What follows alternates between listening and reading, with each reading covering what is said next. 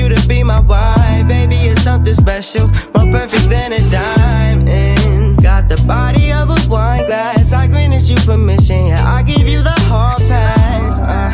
Let's not let all of this time pass. I want you here forever, on heaven, earth, beyond that. I like you, I like to see where we can go beyond here. And if you feel that way too, let's go fly away and see where we land. Baby, I would like to get to know you. Baby, I would like to see if you feeling this way too. I've traveled the world and I've never seen quite a smile, never seen such a girl as beautiful as you are tonight. Baby, I would like to get to know you. Time is precious, that's why I can't waste none of it. You're my prescription, make me your default, I'll forget. Baby, just listen, I'm finna wrap it up real quick. You're full of gifts, like a present, I call it Saint Nick. If you choose me and make me your boo, I'll stay beside you, hope you fight all your obstacles. I'll always treat you, make you feel everything's possible. I'll always love you and trust you, oh baby. You see me through all my flaws and negative vibrations. That's why I'm digging you, baby. Tell me what you wanna do. Baby, I would like to get to know you. Baby, I would like to see if you feeling this way too. I've traveled the world and I've never seen quite a smile, never seen such a girl as beautiful as you are tonight. Baby, I would like to get to know you. Baby, I would like to get to know you. Baby, I would like to see if you feeling this way too. I've traveled the world and I've never seen quite a smile, never seen such a girl as beautiful as you are tonight. Baby, I would like to get to know you. I like to see where we can go beyond here. And if you feel that way too, let's go fly away and see where we land.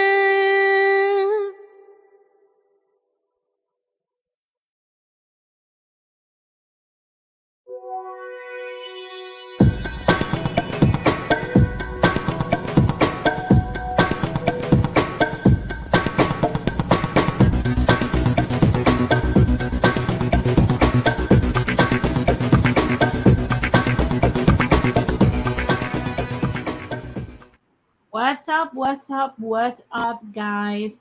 Welcome to another episode of Latinsplaining with Denise. I am back from all of my hiatuses, and I'm here today with a special guest that you guys know very well, and that is my beloved MK. What's up, MK? How are you? Oh, they got him. What's up? Well, we have the whole family here. We have baby Grayson also with us. So if you hear him pop up, you know that he's doing also his contribution to our show. So, guys, I hope you guys are having a great, what is it, Memorial Weekend? Mm-hmm. Okay, great Memorial Weekend to start Memorial Weekend. Guys, we have a pop-up show. We've never done a pop-up show before, right? This is the first pop-up show that we're ever going to do. I think we're going to do a little bit more of this. I see already that Jose and Irby started the chat. Hello, guys. And all the people that are also... Hit the like button. Hit that like button. Hit that subscribing button. Every button possible. And also remember that because sometimes I don't have a set schedule, I go live like today on like a pop-up show. So make sure that you hit that bell for notifications. Now, guys, today we have a lot of stuff that has transpired that we have to talk about. We have to. I mean, the streets are getting wild. Right, Gray? Yeah, they're getting super wild. So I don't know if, let's say, if you finish your stream, uh yeah, we'll make sure that you can come up later on. So MK, how you feel now taking off of to the weekend? I was drinking. Uh, Pretty good. Feels good to be off. Let me know if you can hear like a fan in the background so I can turn it down. oh yeah, So that's true. It's getting hot in California, so we definitely need to have those fans. It's not air conditioner hot yet, but it's definitely not like temperature friendly. So, guys, we're gonna dive right in. Right, we have like the first topic that I wanted to talk about today on this pop up. Right, is I don't know if you guys know, but I am a big fan of the show Keeping Up with the Kardashians. I know that a lot of people hate them, right? But I actually like them. And one of the things that was said, and by the way, I am a big fan. What is it, Papi? I'm a big fan of Kim Ye, right? So there's a an episode of season 3 of The Kardashians and Hulu, and in which it ended with Kim Kardashian. You guys know that she was married to Kanye West since 2013. They have 4 kids together, and she filed for divorce.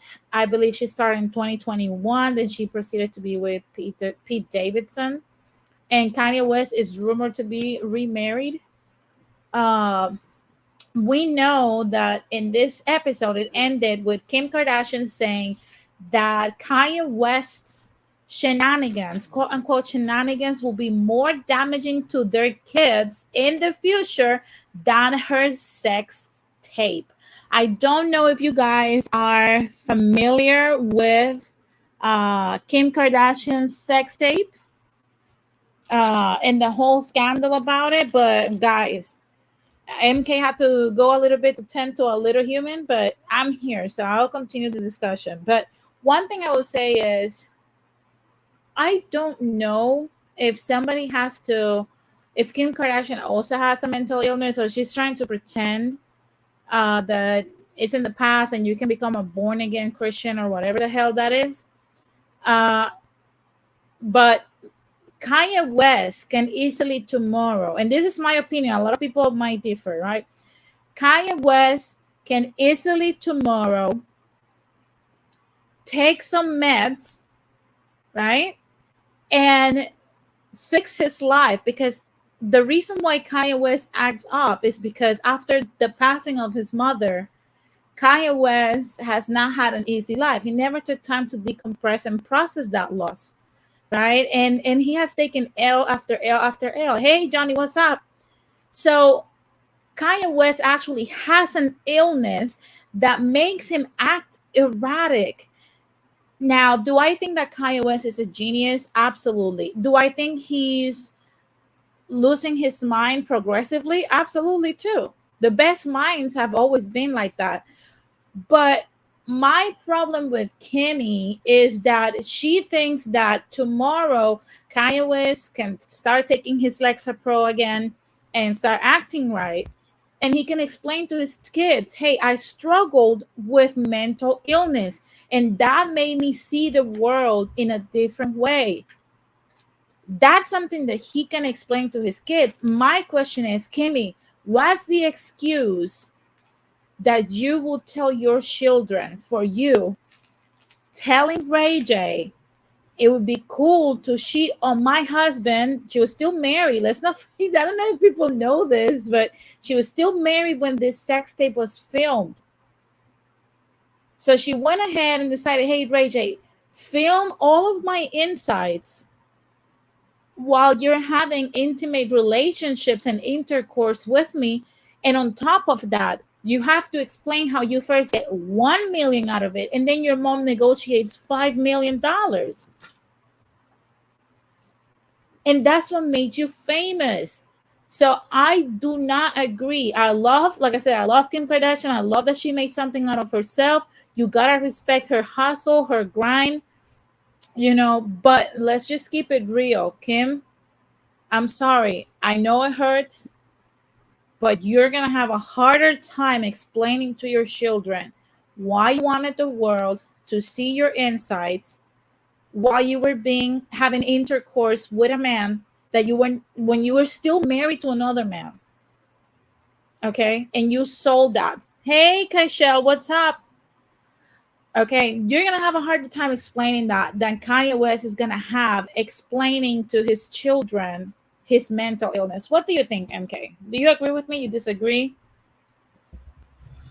I mean, I agree. I don't know. I'm kind of burnt out of the Kardashian Kanye West thing. Like, I don't. Oh, I stop! am. I'm sick of hearing about their personal business. But who do you think will have like a harder time? Of Now that course, we're parents, I mean the sex tape, of course.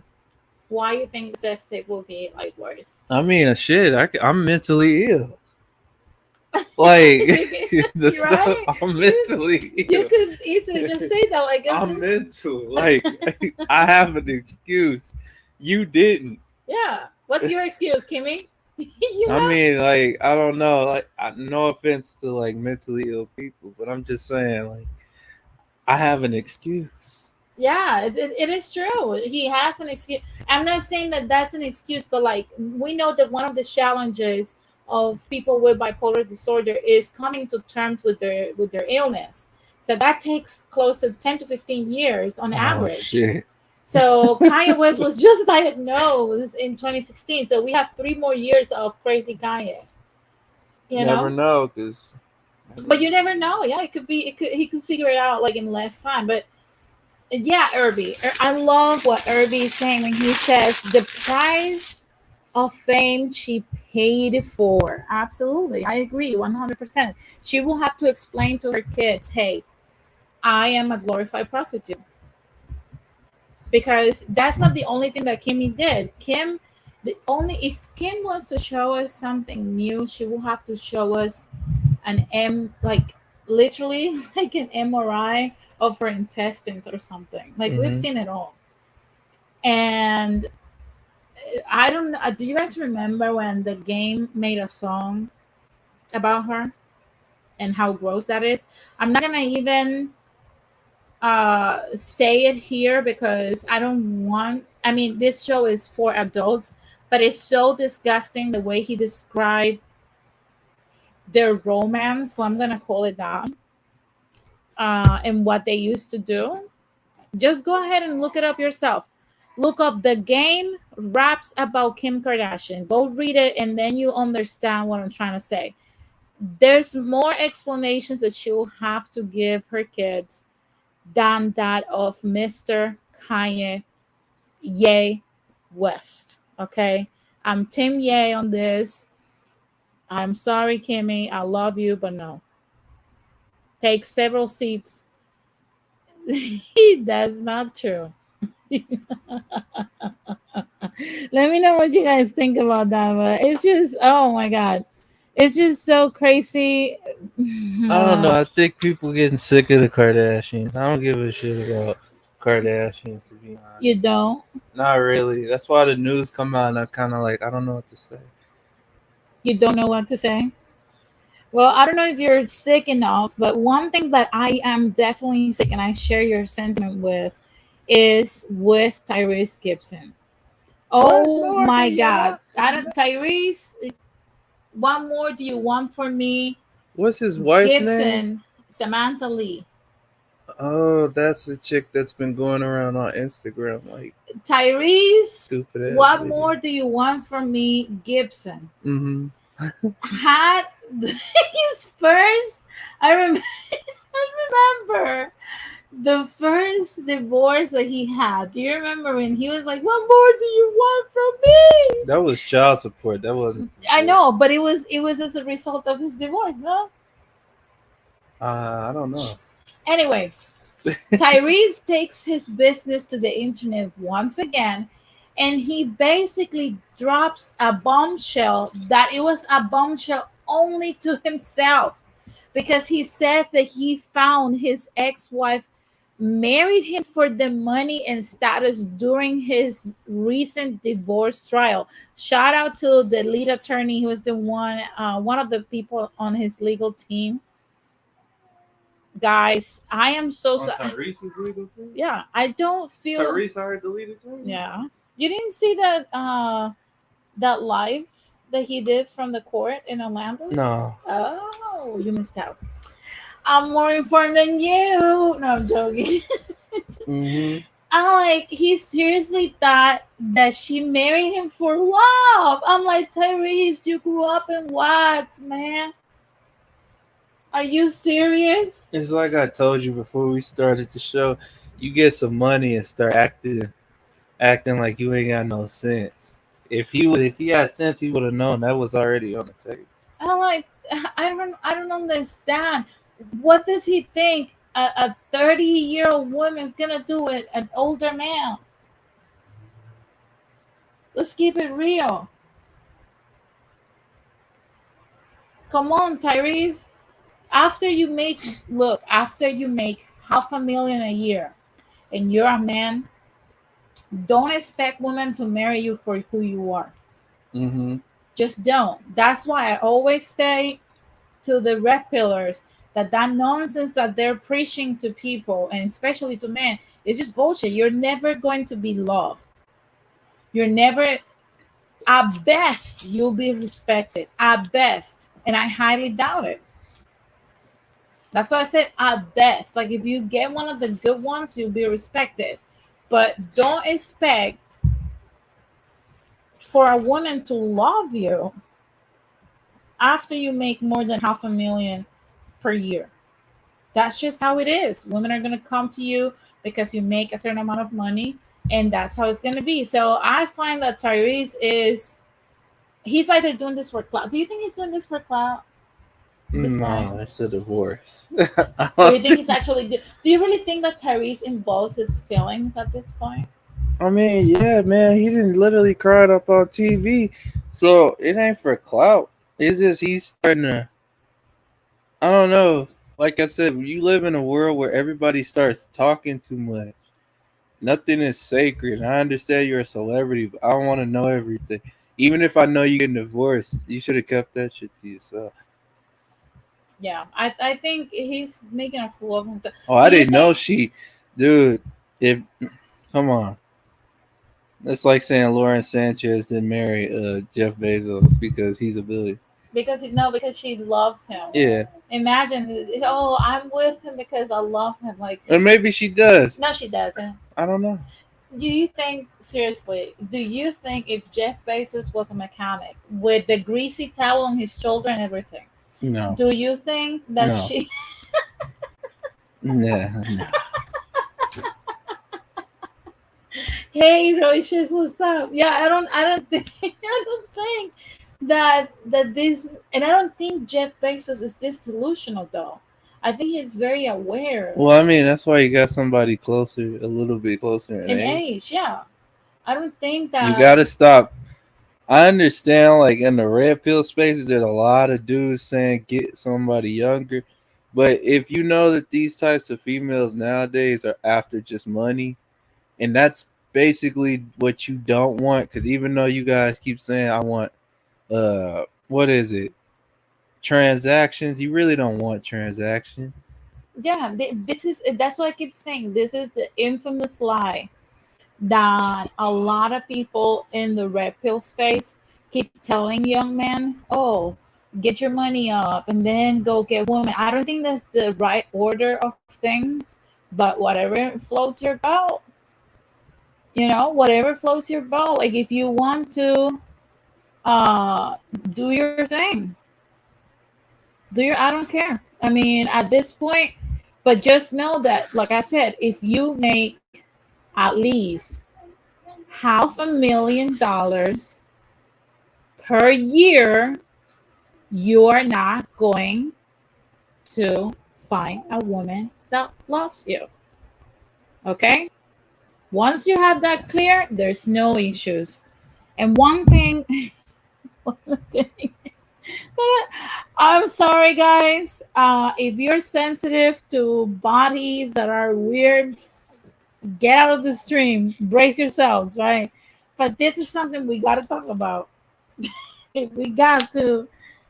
We got to. If you're one of those people that are anti-body shame, you get sensitive when we talk about people being fat or too old or whatever.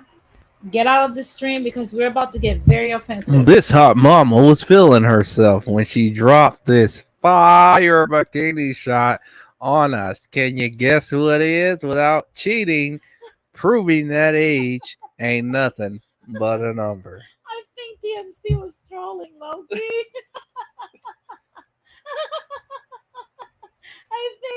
I think DMC has a funny way to throw shade at people. Real quick, who do you guys think that is? Put in the shot. Who did look at them? My mother to keep Zolciak. Even Kim has a better butt than that. Let's fake, but at least, right? Mhm. Oh my God, that's something. Britney Spears. Come on, dumb. Britney Spears has a Taylor Swift. Flat as a pancake. No, but you know what about Taylor Swift's bot? Mhm. Taylor Swift's bot is like my desire to go to the gym. I've always said it. Sometimes it's there, sometimes it's not. Like if you look for like different pictures of like Taylor Swift, sometimes she has a bot, sometimes she doesn't. She doesn't. It's so weird. Cameron Diaz. Oh my God, you guys. That's fucked up. Fluff. I mean, but it's true. Look, I'm gonna say Cameron something. Diaz to me will never trump her appearance in the mask. I always loved her in the mask. But she has After that, I was like, forget it. You don't think she has a decent No. body? I think we need to stop lying to each other. Oh wow. Well, anyway, guys, this is Sharon Stone.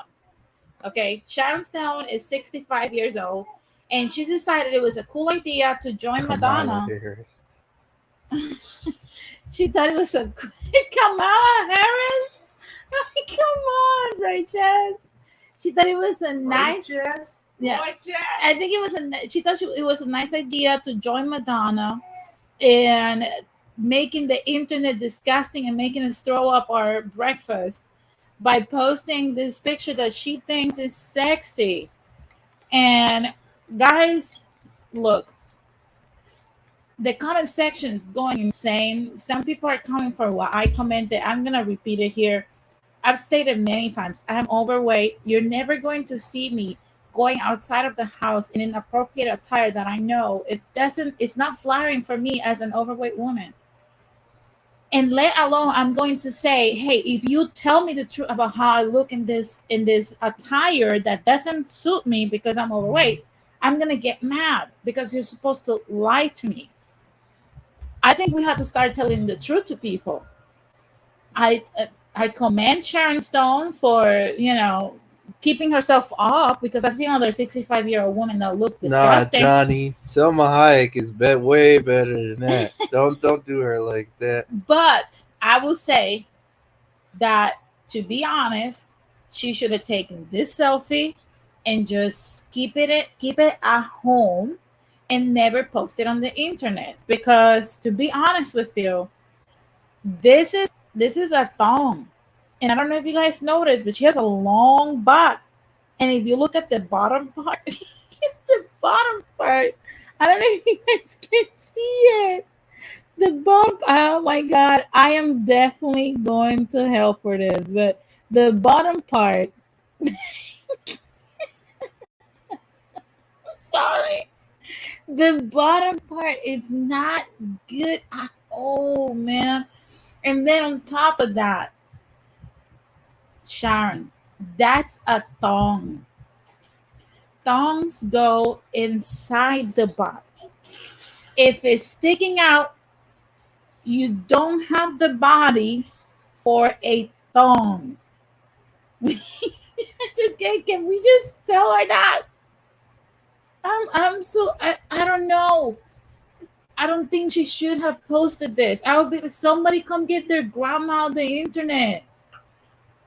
Somebody get your grandma. Somebody come get their grandma. What do you guys think? What do you guys think about what I'm saying about like Sharon Stone? Like, I think we live in a society where body positivity has reached,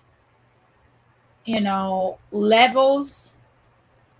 Oh, look at Roisha. Roisha says, he says, nah, it's a 3/4 stone, not a full one. Still, if you had what it takes, Roisha, to wear that, we would not be seeing that part of her attire at a certain point. I'm so my god. Yeah, Don Armando, she's throwing that fatal attraction. I think the biggest problem is you got too many people lining up. Like we always get on the guys, and I'm not gonna lighten up just because we're getting on men. That I'm not gonna lighten up on women, but we have a huge problem with telling women the truth, and we got a huge problem with being honest. Even amongst themselves, they really can't be honest. Yeah, yeah. You be the people that got Your the ass most. is old, and you need to sit down in a nursing home. Something. That's a long butt. Like, I don't know if you can see it. But that's a Exactly. very When you long get to ass. that point, nursing home. Yeah, I don't care how good you look, nursing. she Go needs play to. bingo with the old folks. She aligns with the wall. It's she already hit the wall with her butt. I'm like, she been hit the wall. I'm like, hey Jules, what's up? Yeah, look, uh, we need to. I think the most people that attacked my comment on that comment section was women, and I think that as women, we need to start telling ourselves the truth. Hey, you're overweight. Hey, you're old.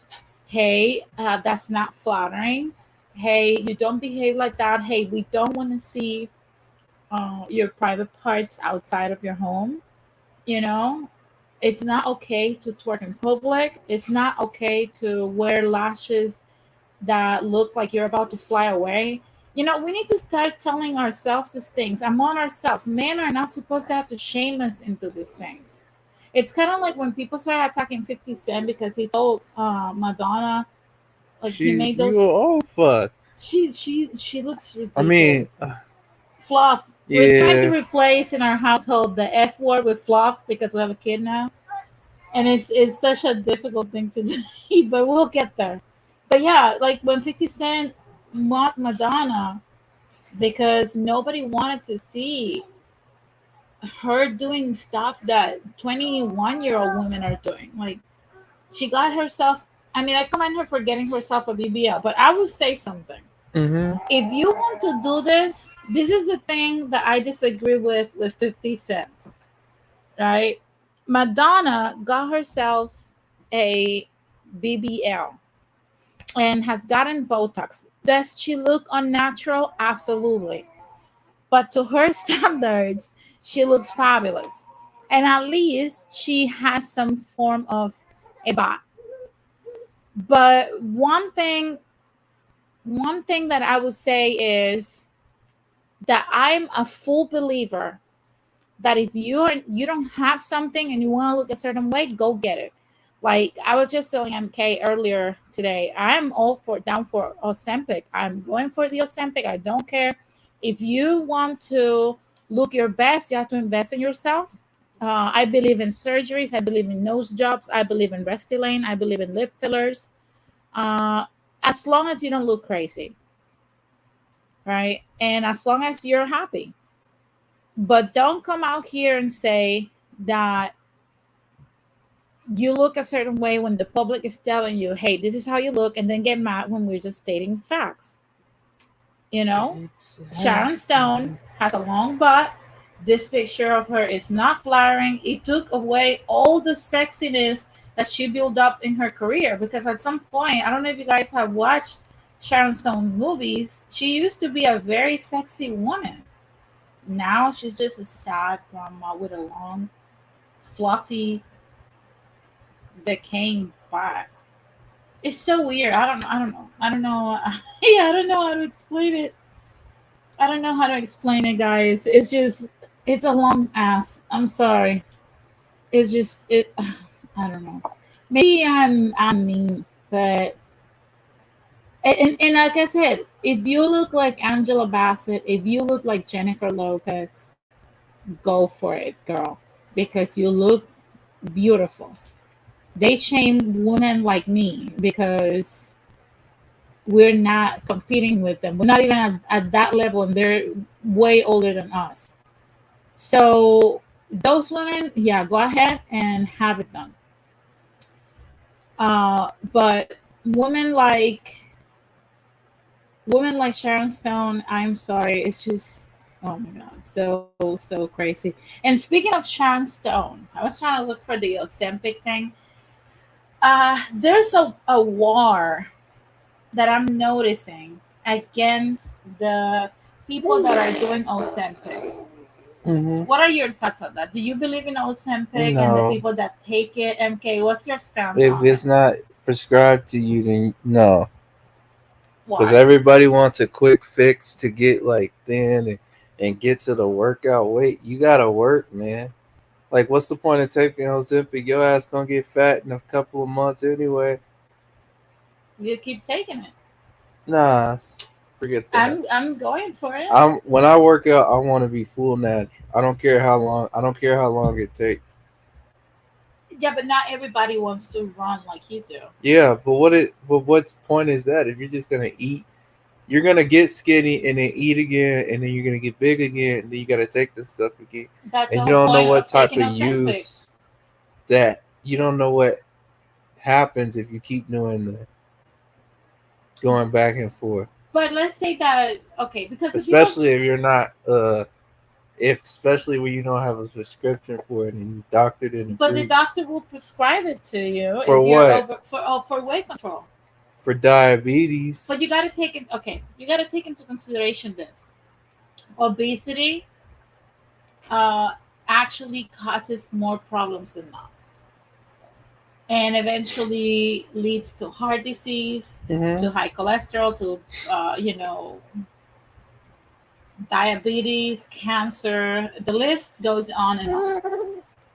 So we put in our bodies sugar, corn syrup, Hmm. a lot of contaminants and toxic ingredients that make Hmm. us super fat.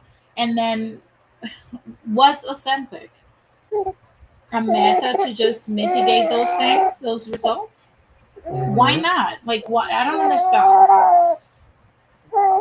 Do you believe in plastic surgery? Not to a certain extent. Like, let's say, for example, now that after I want to have one more kid at least. Hmm. And after that, I want to tuck my tummy, Hold right? up, guys. I got Do you believe that I should go for that? it. When you get to a certain extent, but hold that thought. I will be right back. Yeah, he's dealing with a little bundle of love. But look, I'm gonna say this, guys. We live in a world where looks are currency. If whatever God didn't give you or your creator didn't give you, come on, come on, just go get it. A lot of girls out here are just overdoing it. Hey, Daniel Valencia, what's up? A lot of girls are just overdoing it out here. But in reality, like if your nose is disgusting, it can destroy your whole face, literally. And then you're doomed to date guys that are ugly. So I believe that if you have certain things about yourself that you don't like, then just get them done. Get them done. And when it comes to like the weight loss situation, I think that folks that are thinking that because they're fat. Fat people should not take Ozempic. Yes, you should take Ozempic. I'm sorry, but you should take anything that works in your favor to lose the weight, myself included. Why? Because we know that the lifestyle that we're heading to by having those extra pounds is not a good one. Let's just keep it 100% real. Your knees are going to give out, you're going to have joint malfunction, you're going to have heart issues, you're going to have more probability of cancer, you're going to have so many health issues. So yes, you should do everything in your power to get rid of the weight and put down the sugar. Put down the sugar. I'm so sorry.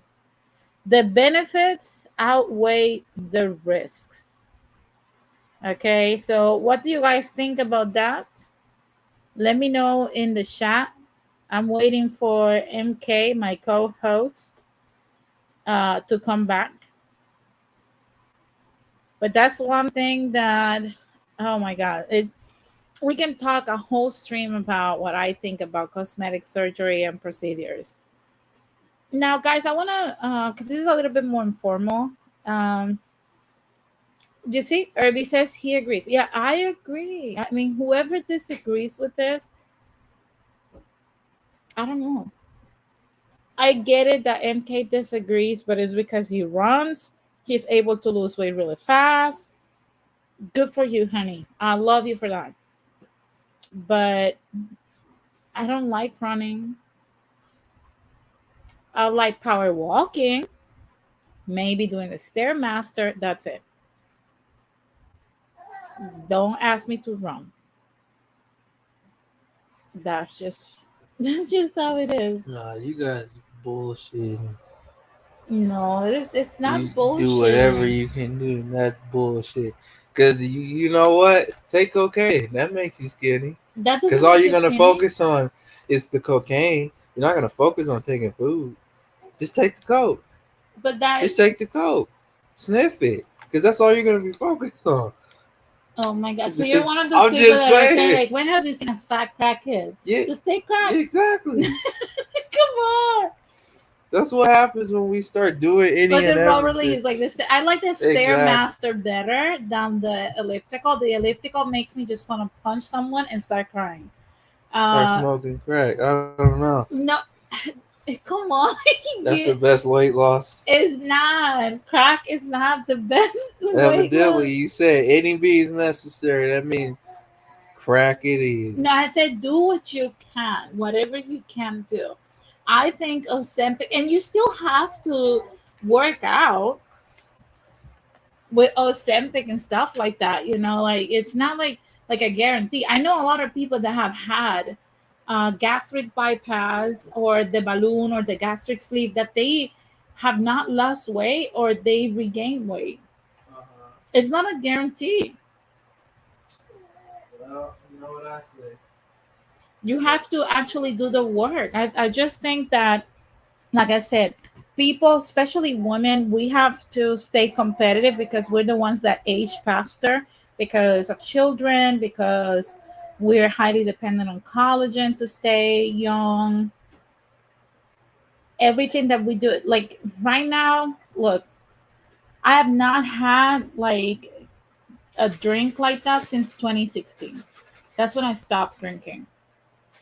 And there's a party here and there, like when my friends invite me to a 4th of July, or when I'm like at a Valentine's Day, maybe I have a glass of wine and that's it. But drinking ages you massively. Sun exposure ages you massively. All of those things are only reversible by surgery. I already know that at 45, call me vain or whatever, I'm going to have a facelift.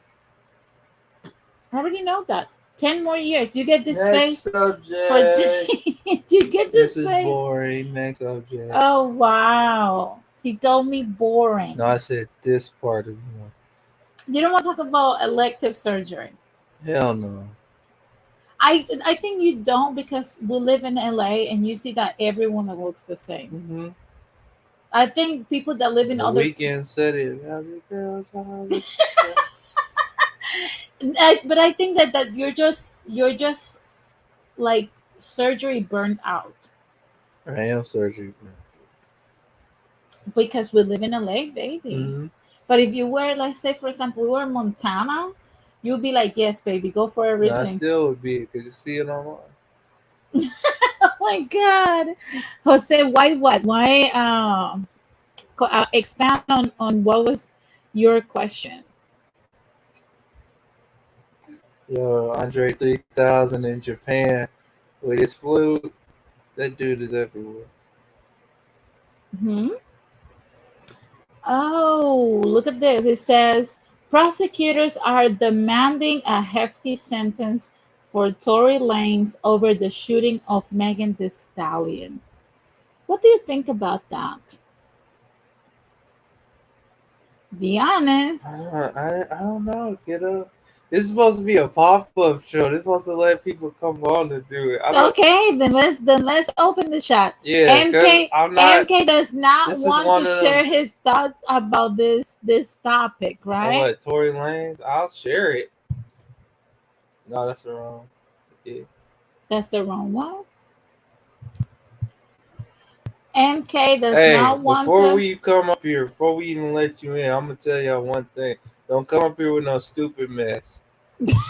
I be saying it in the chat room, but don't say nothing stupid because y'all get happy and excited. Don't come out. I'll drop you myself. Oh wow. Say something stupid. You've been warned, ladies and gentlemen. We have Dada in the building with the Stupid belt, shit. People be ready coming up to here give saying us any that and belt. everything like they ain't got no damn common sense. But guys, you're free to come up and discuss your opinions with me. We're gonna be here for a little bit, maybe an extra hour. Uh, Look, Irby says, me personally, he should plead guilty. What happens, happens. I don't think Tory Lanez did it, though. Call me crazy, but I just don't think he did it. I think that's I don't know. I think people just I don't know. I don't think he did it. I think he was framed, to be honest. Okay, I'm make sure that all of your windows. Jose, I'm gonna mute you. Don't unmute yourself because you're giving me feedback. Uh, I see that Jules says, Denise, leave the long back women alone. I see we have also Don Armando up here, guys.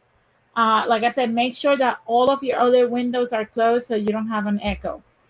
But guys, what do you think? What do you guys think about the Kanye West, Kim Kardashian mess, the Sharon Stone long ass, Tyrese Gibson believing in tricks and magic? Like, what do you guys, having a magical marriage? I All still right, don't know all right. This is one thing that I gotta say because we have to go and say something. Mhm. We're not really like I'm not gonna. I don't know about your financial situation. I don't know about Don Jose's. Jose, mute yourself because you're still giving me echo. Honey. All right. So my thing is that like if you actually look at it, I'm just saying like as far as financial wise, Tyrese, Kanye West, they're top tier men, right? Mhm. So I could actually say that they should have made a lot of smarter decisions. But then there's been mistakes that's been made, and it's and pertaining to men who have like like mental conditions because Kanye was certain people say that he has had a mental breakdown in the past, and Tyrese also.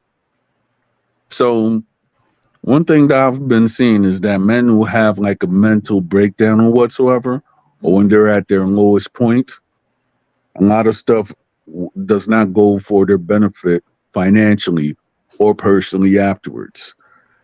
So, with that said, I'm just saying for the men who are financially stable and everything like that, make sure that your mental is good, because if a woman who does not love you see that you're going through a mental breakdown and everything like that, 9 times out of 10 she's gonna bilk you and use your mental state as an advantage to get more money. And that's from what I've seen from Kim Kardashian to Kanye, public, personal, whatsoever. That's But you what a know, lot of people. That's what a lot of people are not taking into account for. I understand that, but do you think, in your opinion, do you think that Kanye was bipolar before he got with Kim K? Yeah. You think so? Yeah. That's a question to be asked because he started acting erratic. Them The, them symptoms happened like years before. Like people trying to tie it to her is not like you can even look up research. Symptoms like that start to happen before they just don't come out of nowhere. I mean, if you actually look at what happened with Taylor Swift, right? Mhm. And if you actually see the shift from Kanye being the Democratic Kanye towards the Republican Kanye, Mhm. you could actually see that Kanye actually started changing his politics when Obama actually called him a jackass on live TV. Got it. That So makes. therefore, when he said that, a lot of people were not seeing the shift because within the industry we do not know. A lot of people don't really respect Kanye's genius. So therefore, when people were actually trying to cancel him for the Taylor Swift incident and whatsoever, although he made great music, you have to understand that you have certain people who actually hated Kanye. And I guess that's what, if you actually seen the cracks, that's what you see. It started the rift between him and Jay-Z. So when you see the rift between him and Jay-Z, and then all of a sudden he's actually dissing Beyonce and whatsoever, he was dissing Beyonce because I'm saying this is just gossip because we don't know the real. It I was think, that it but was that Beyonce and Jay Z, they actually thought that Kim Kardashian was trash. yeah, that because I But look, because look, I've heard from, again, I am a big fan of the show, so I've heard that the reason why, and this was recent that I heard this, that the reason why Kanye started, like, the rift between JC, Beyonce, and Kanye started was because uh they did not want it to go to the wedding because they did not want it to be on the trashy reality TV show. You get I my point? mean, yeah, but if you really look at it, I'm just saying in the thing of life or whatsoever, people could call it trash or whatever. But if you do your artist bad, you're part of trash as well. So Hmm. that's what I say. Hmm. Jose, you can go ahead and talk. It's just when you unmute, you have a echo. Oh no, Jose. Okay. Just make sure that No, your Jose. other, when you see, when I talk, I can hear myself, like the I can hear stream, because myself. you have YouTube open somewhere. Other Close YouTube. you want you know what? Let me log out and I'll try to log back in and see if that takes care of that. Okay, okay, then come back up. Okay. Okay. So what I was saying. Oh, do you want to talk about the museum we were talking earlier on Jose's stream? Like, I'm gonna start No, charging I'm the done with entrance Tariq here. Nasheed. You're done You with guys Tariq have gone Nasheed? on that dude on the. I don't believe like I said, FBA does have pretty decent points. I can follow that, but for the most part, we've been through that whole saga. Like I don't want to feel like rehashing it. You don't want to see his you don't want people to I see his saw it already. I museum? think people Do have. you think people don't want to see his museum? Oh no, I just think that's rehashing. Like it's new. Okay. I don't Okay, To know. so me, what to do me, you want to talk about? this is one thing I have to say about the FBA museum. I haven't seen it. I cannot really comment on it, but I will not go just because of the reputation that Tariq Nasheed has. Hmm. And to me, this is one thing that I'm saying. Like as far as Latino and Black unity, Hmm. when he is been shown like over and over again that he is a hypocrite with his white supremacist talking points. And to me, I would not go and I would not go and support anything of that man. And this is not being racist or anything like that.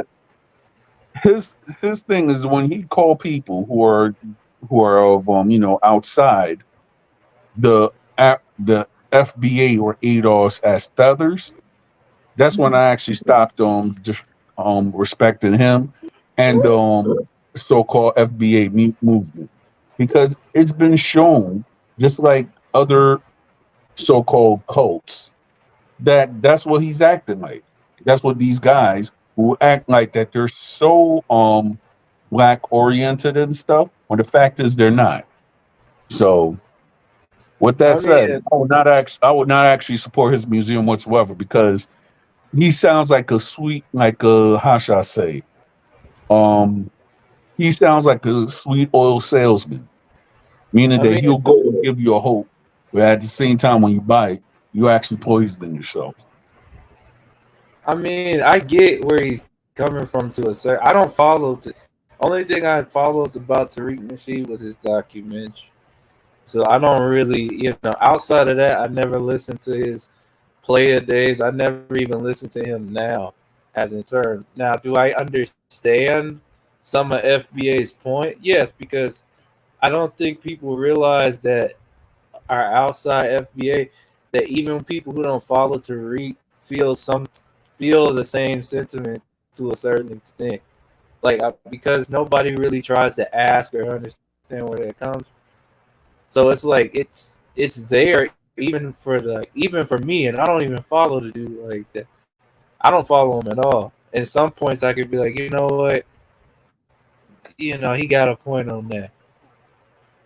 But look at the state of that museum. That looks like, I you mean, know, those nobody's Dominican. gonna. You have you ever seen those Dominican hookah bars that are like $3 a hookah? I mean, nobody's gonna jump to defend that.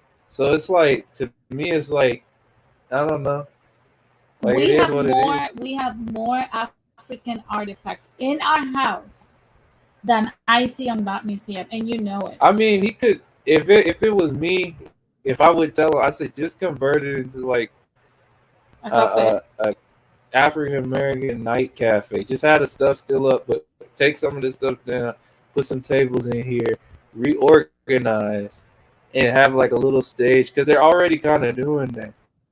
He has tables there. Just stop calling it a museum. It looks like a quinceañera. Like make a kitchen, and if you can't make a Look, kitchen, it looks like a quinceañera that the theme is make it, is African American history. yeah, make a kitchen. And if you can't make a kitchen, and buy the building next to it so you can start serving drinks and food and stuff like that. That's the best way to go about it. People donated millions to this guy Mhm. for this crap. Like I said, we have more African artifacts in our home than Tariq Nasheed People has. donate millions of shit to YouTubers, but you don't see them complaining. And the YouTubers don't do nothing with it. So you're defending Tariq Nasheed? No, I'm just saying that like MK is a Tariq we winner, no, y'all. we just waste money all the time. So I mean, it's no dip. It ain't my fault. Them Negroes was like, didn't check where they're spending money. MK is a Tariq Queener, where did Jose go? Jose, come back. I see that we have a new guest, my beloved introvert Boricua. What's up, Ramon? How are Hey, you? chica, what's going on? ¿Qué Nothing pasó? much. What's I up just with the panel? discovered. Shout out. I just discovered that MK is a low key Dairy Queener. Ah, come on, MK. You know better than that. All y'all What the Mexicans. hell? to me. Don't be falling for that Excuse grief. me. Don't be Go ahead, falling Jose. for his grief, the MK. I mean, come on. I still, Let's use excuse your me, can I, brain. Use your brain because don't be another than a sheep. Don't be a sheep, as I And call that's them, because I just want to let y'all know, all of y'all are Mexicans to me. Ah. Oh, you're gonna call ice on us, right? oh I my don't think goodness, I don't I am think disappointed in that's you, MK. I'm so disappointed in you. MK is gonna call ice on us. I mean, they can't call ice on. Excuse me. I just blend in. Am Go ahead, I still Jose. echoing? No, you're not. Go ahead. Okay. First of all, good evening, everybody. Thank you, Denise, for allowing me on your platform. Now, I'm going to try to keep it short and straight and sweet. First of all, I think Kim Kardashian, I mean, look, she wants to be a 304, be like a worldwide 304 and whatever, and actually, look, videotapes of her during the nasty with whatever. That's her business. I mean, there's a thing called fidelity. Now, as far as Tariq Nasheed and his so-called museum, yeah, right. But it's just that people are so delusional, and when it comes to like this thing about praising yourself. Look, I know I'm 60 years old. I'm old. I'm bald, and I'm fat. Okay, but I can live with it because that's who I am. But even as an old, fat, bald man, okay, I'm still Jose. And that's all that matters, Jose. But one thing I wanted to ask you guys, what do you think about the Sharon Stone long bot picture? What do y'all all think? Like, we have not talked about that. Okay, Excuse me, Denise. Denise, Yeah. I was at Next. Denise, I was at a senior citizen center today, and I see ladies that were like in their 70s and 80s. Some of them look better than this chick. Wow. And they were women trying to eat me So up because I told them like, we need to be body conscious. Because women are not honest. Every time you go after a woman, the first thing they do is start, oh, well, that she didn't mean it, or like, let her be. Like, no, bitch, you let her be. Let her be a ugly ass fugly. Like, no, you have to.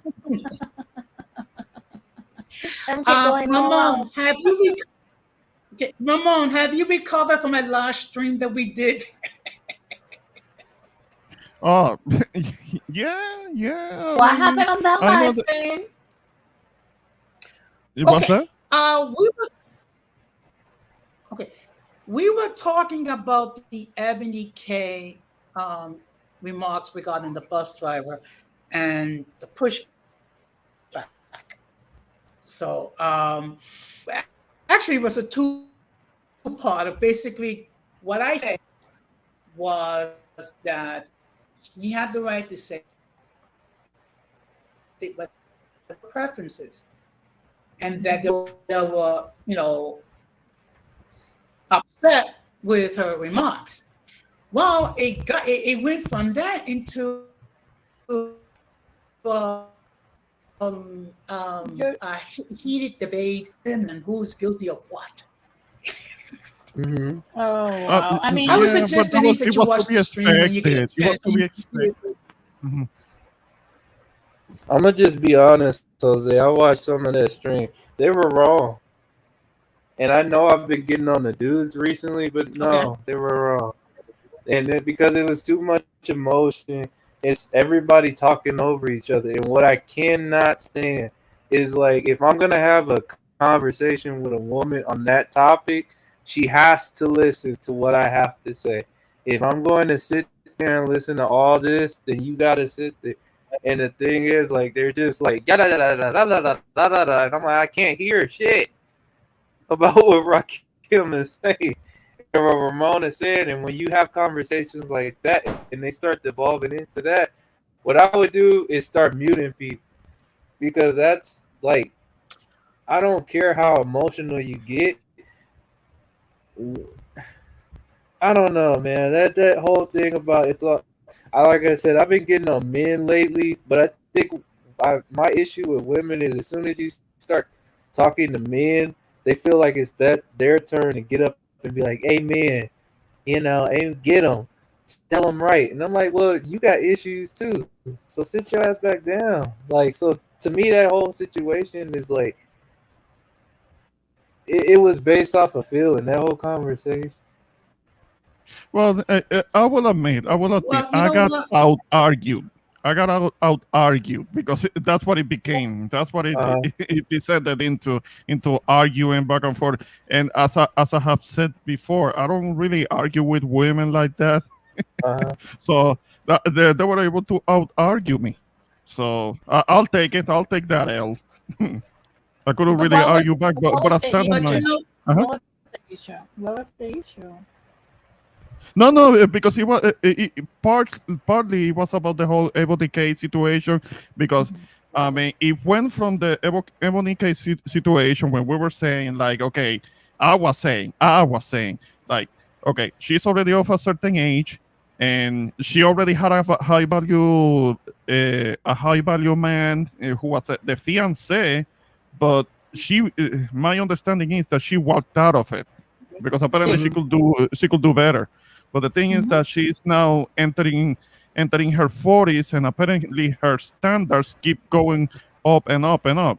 But the thing is that the kind of man that she will want is might be checking out for somebody younger than her. And then the whole argument about men that are older and trying to get with like a 20-year-old, they're a bunch of creeps. I mean, I'm not gonna get too much into that because Hazel and Golden are not here to speak for themselves. But it started to go to go into that. If we mention something about a woman being of a certain age, then we're being ageist. And she's a beautiful woman. She can have, and she can, and she can have and she can have whatever man she wants, but and we shouldn't be but you know, criticizing, and it's not our place. but you know And what? I love the way you Mhm. say it, ages. Oh, I hate when people use that card. I'm like, you're fucking fluffing. Yeah, You're but old. because it's like, okay, men are a bunch of But ages. but They you wanna but be you with a young hot woman, but it's usually these old creeps that are slobs and fat and balding, and they don't have a right to want a younger, good-looking woman, even if they have money. Then it becomes down to that, having money. The whole argument moved around into different topics at the same time. And I will admit, Oh, I was trying to keep up, but I did what I ah, could, and I stood my ground on what I could. But yeah, I um gotta out argue to their but credit. didn't we discuss this but already? you know Like, Mhm. Ebony needs to understand that she can still win. She can still get a guy up there, but it's gonna have to be an older guy, and she has to understand. You're dreaming about, having kids, and that's off the table. She I'm had a sorry. chance. Yeah, I'm She so had sorry. her window, and she messed it up. Yeah, it's out of the. I think a lot of women don't understand what we're trying to say because they get too triggered. Mhm. Um, Once you reach a certain age, it's out of the table. It's not men's fault. Stop trying to blame them. Yeah, and uh-huh. It's just the way science and nature is. You know, it becomes very hard to have children. But Janet Jackson had a kid. I hate when they use that freaking idea. Janet Jackson had a kid when she was past 50. True. But you know somebody what's like crazy her though? can Yeah, afford I- her kid in treatments and But you know what? What's my problem with women having children after a certain age? It's like how you're going to embarrass your kid because you're always going to be the old one. You're going to be so freaking old. I mean, my mom had me when she was 42. So Exactly. And how do you felt when you saw the moms of your peers being younger than your mother? it wasn't really an issue, to tell you the truth. You know what I'm saying? It wasn't Because an issue that she no, was 59 when you graduated like high school. well, not really. I mean, I'll tell you the truth. It was like, I'm not gonna go around and say that because I'm telling you that I'm strictly street. So when it was like when I graduated anything, it was no real issue because that was my mom's. But I'm gonna say that I didn't really make it easy either because I was hard headed. So I'm I'm But accepting my fault but did, that but did she that have I did. but Dom, she had the vitality to raise you like you saw your peers' mothers. Like 42 is not an idea. Like we're no, I trying to mean, say, it's not fair. It's not fair because I mean, if somebody has a kid, and true, there are women that can have a kid at a later time. But the thing is that the lifespan of that parent being older becomes shorter, and that parent may not be there when the kid is still a child. I mean, and I'm sure it may not have been your situation, Armando. You still went all the way to being an adult, and you still had your mom. But the thing is that it's not fair for the kid, for the parent to be old, yeah, I because mean, it's it's not not. guaranteed to be able to get to 80 years old. That's not guaranteed for I most. mean, Some people can get Yeah, like there. yeah, your mom, it is like true. right now, let's say for example, you're 40 years old. Well, I am Exactly, your mom's 82. You get my point? Like I'm about to be 40, my mom just turned 60. right. You see the Yeah. difference? You know, and even though my mom is younger, she still has a terminal disease. So we don't account for these things because I think, and that's something that I have to blame my generation, right? The millennial generation. We are very, um, we lack self consciousness, and we're acting in selfish ways. We had I mean, selfish parents, and we're I making mean, it worse. I could actually say that's true, and it's to the point that certain people I'm just gonna go say this: it's the Gen Xers, and then it's us, right? Yeah, Because we're supposed to learn from the Gen Xers and everything like that. But we I didn't could learn actually anything.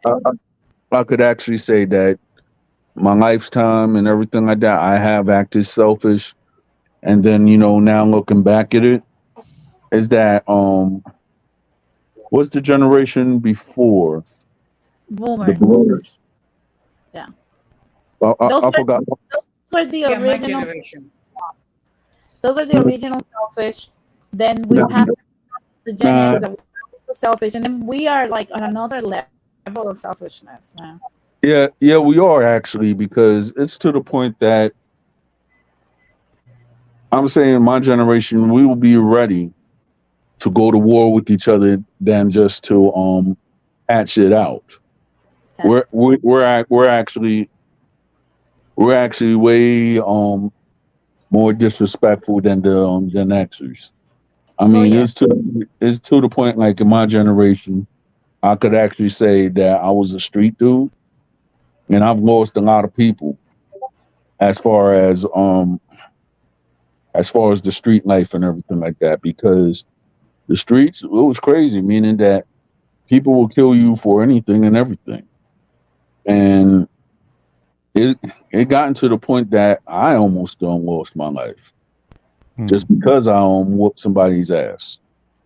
So to me, like within our generations and Gen Xers, you got people who are still offing themselves over beef that happened like since childhood. Is that crazy? Yeah, that's holding on to grudges. I mean, this is destructive, but But in a going very back, literal manner. but going back to what to the original point, what I'm saying is that we like to always make other generations accountable for like how they parented us. And make no mistake, I agree. But are we doing it better though? I don't think so.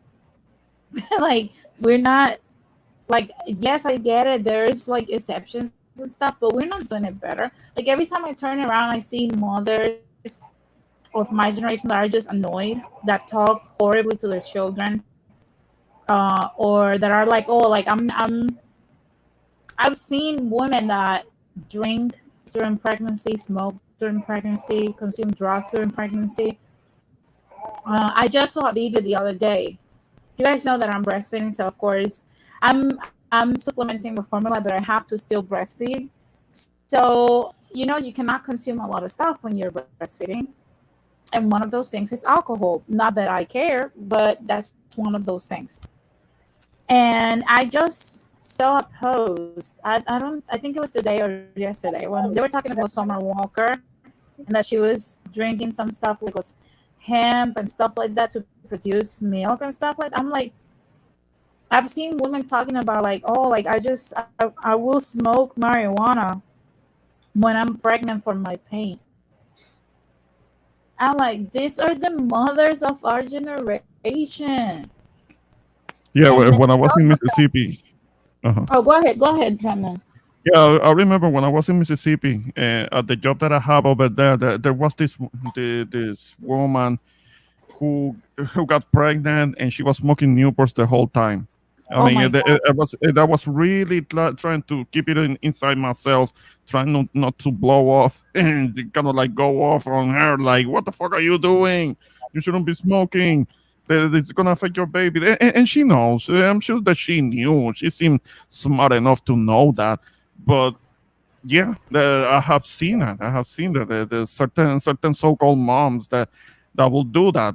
A big pregnant baby smoking Newports. I've seen it, Yeah, but it's bad. more here. And you know that where we're from, somebody's gonna approach you. Somebody's gonna give you shit about it. I mean, Yeah, in you Puerto being you Rico. you're having a pregnant belly, smoking cigarettes. Like, what the fuck are you doing? I mean, you need to stop that. I mean, Yeah, all of that nicotine is going to the baby.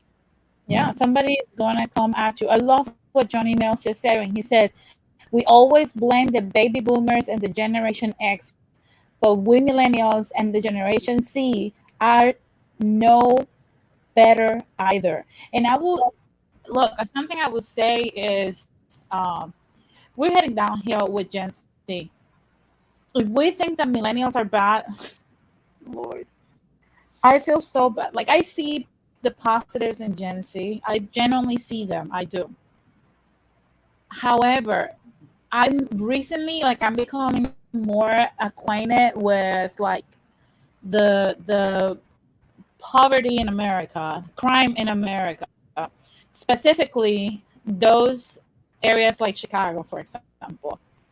The more I look into what, and I hate to say it, but I've been saying it for a while, but the more I look into the amount of lives that these young kids keep losing based on no morals that are being passed down to these kids, the more you realize that we're not getting better. We're not doing a better job. Because those kids, like for example, let's talk about Kim Bond. Do you think Kim Bond's mom is Gen X? No, she's a millennial. That's our product. That's what we're bringing into the world. A self-proclaimed demon. Come on, man. Like we're. Oh Okay, my God. who's that again? Kim Kim what? Bond. I'll send you something so you can watch. It's a Oh, okay, horror. okay. It's just like it's out of this world. It's just I'm sorry. It's just Yeah, out of this. no, but I will admit, as I mean, faction, if you as part actually, of if you actually look at it, Denise, this one thing I'm going to say about King Von, right? King Von has been, I mean, I mean, the way that he was and everything like that. You got to admit, and maybe if Rakim was here, he could have explained it because he's from Chicago. Like his generation and how Chicagoans went up and they went to war and everything like that. I mean, certain people they have called him the serial killer or anything like that. But Yes. the but in respect, right? We don't know. Like King Von wasn't the only one doing what he was doing. You know what I'm But saying? yeah, no, no, I get that. He was just the one that was most famous to us that he went up and did it because in respect to King Von, right? You had people who were on the other side. The other side of King Von's rivals, Yeah, who was just the gangster disciples. Yeah, I know. who was just as dirty. And then we're talking about vice lords. You're talking about peace stones, and on top of it, I'm not going to go around and mention all the other people that went up and they were unalived. I'm talking about north, south, west.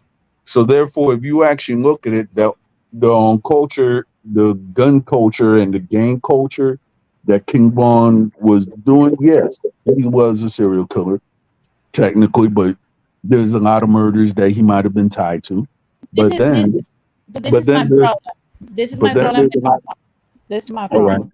Look, this is my problem with the whole Kim Von situation. Do we know that gang banging has existed in the world? Yes.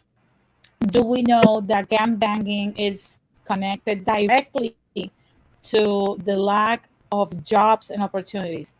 100%. Yes, I agree. Do I agree that Kim Von is a product of his environment? 1000%. My issue here is that we are on the outside of things, and when we're looking at these things, trust me, I feel for that kid. I think that somebody should have told him that he had value. That's what I see. I see a lot of these kids that are raised by, that's why I'm blaming us, the parents. All of these kids are being raised not knowing the value of their future. That's why they're wasting their lives like that. Do you think Kim Bond was a stupid kid? No. He was extremely talented kid. And even talented at killing. We could have used those skills to our benefit in something productive. Let's just keep it 100. So what we're seeing right now is that we have a successful. This is the first time. Yeah, give me a second, Jose. Give me a second. I'll let you say your point. When I read what Irby is saying, in my opinion, what fixes Chicago? You gotta disperse these people. You gotta disperse these people. They cannot live on top of each other. There's too many freaking people living in one enclosed space. That's a problem of major cities. That's the first thing. Second of all, you got to give these people mandatory early assessment of their mental health. You have to take these children since they're little kids and give them tools, because it's like I was discussing with MK. I can only imagine how it must be. You're 12 years old and you've already lost friends to gun violence on the streets. You know the amount of trauma that those kids might have? And that's why they lose all their humanity. By the time they're 17, they're monsters. And that's what we're raising. That's what the early millennials that are in their 40s, that's their freaking product out there. We have I don't know if you guys are experienced and seasoned with the drill, the 6ix9ine, the Chief Keef, Lil Durk, all these people, the stuff that they rap about. That's why I keep saying hip hop has to die. Reggaeton has to die. Trap has to die. These things are not promoting anything good. It's not like we're not talking about Chris Brown. Okay, that's not what we're not talking about. That we're not talking about even 50 Cent or even Eminem that still promote violence, but this is a different level of like, it's demonic at this point. I'm sorry because I'm not a Christian, but that's the best way I can describe it. This is demonic at this point. What are your thoughts, MK? I don't know. You said everything. You have no thoughts about this? I do. I don't know. It's hard. It's a hard subject. So come back to me on that. I wish we had Rakim here so he could expand because he's from Chicago. We're not from Chicago, but Jose, you wanted to say something. Send them away. Yeah, I'm not familiar with. Do you think you can send me some information, or so I can become up to speed regarding this? Now, when it comes to trauma, I'm just going to speak up my own situation. Within a 30-year period, I had buried the following: my father, my mother, 3 of my brothers, my sister, my oldest sister, my grandnephew, who was killed in a car accident at 22. I have gone through depression 3 times. I thought about committing 3 times. Okay, and I've gone through several procedures. So that's a lot of trauma for an adult. Imagine a young person at 12 or 13 or whatever the fluff, the age, to have the experience knowing so many people have died. I mean, Yeah. that's It's not tragedy, because of an when you accident. think about youth. Yeah, it's not death by accident. It's death by murder. Okay, we're talking about deletions here. Like the best friend that you had in the 4th grade is deleted. God have mercy. That's what I gotta say. Yeah, it's like it's look, when you think your heart cannot sink anymore, there's Chicago. That's just how it is. That it's like, I don't know, it's like a heavy feeling. It's so, I don't know how to explain it. At this point, the whole retaliation culture that gangbangers promote and the hip hop and drill trap promotes has gotten so out of control that at this point we just have to neutralize by doing extremes. All right, one thing I'm just gonna say though is that if you actually look at the retaliation culture, I'm saying in Chicago, that joint is ancestral.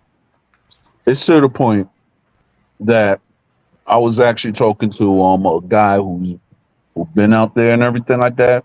Mm-hmm.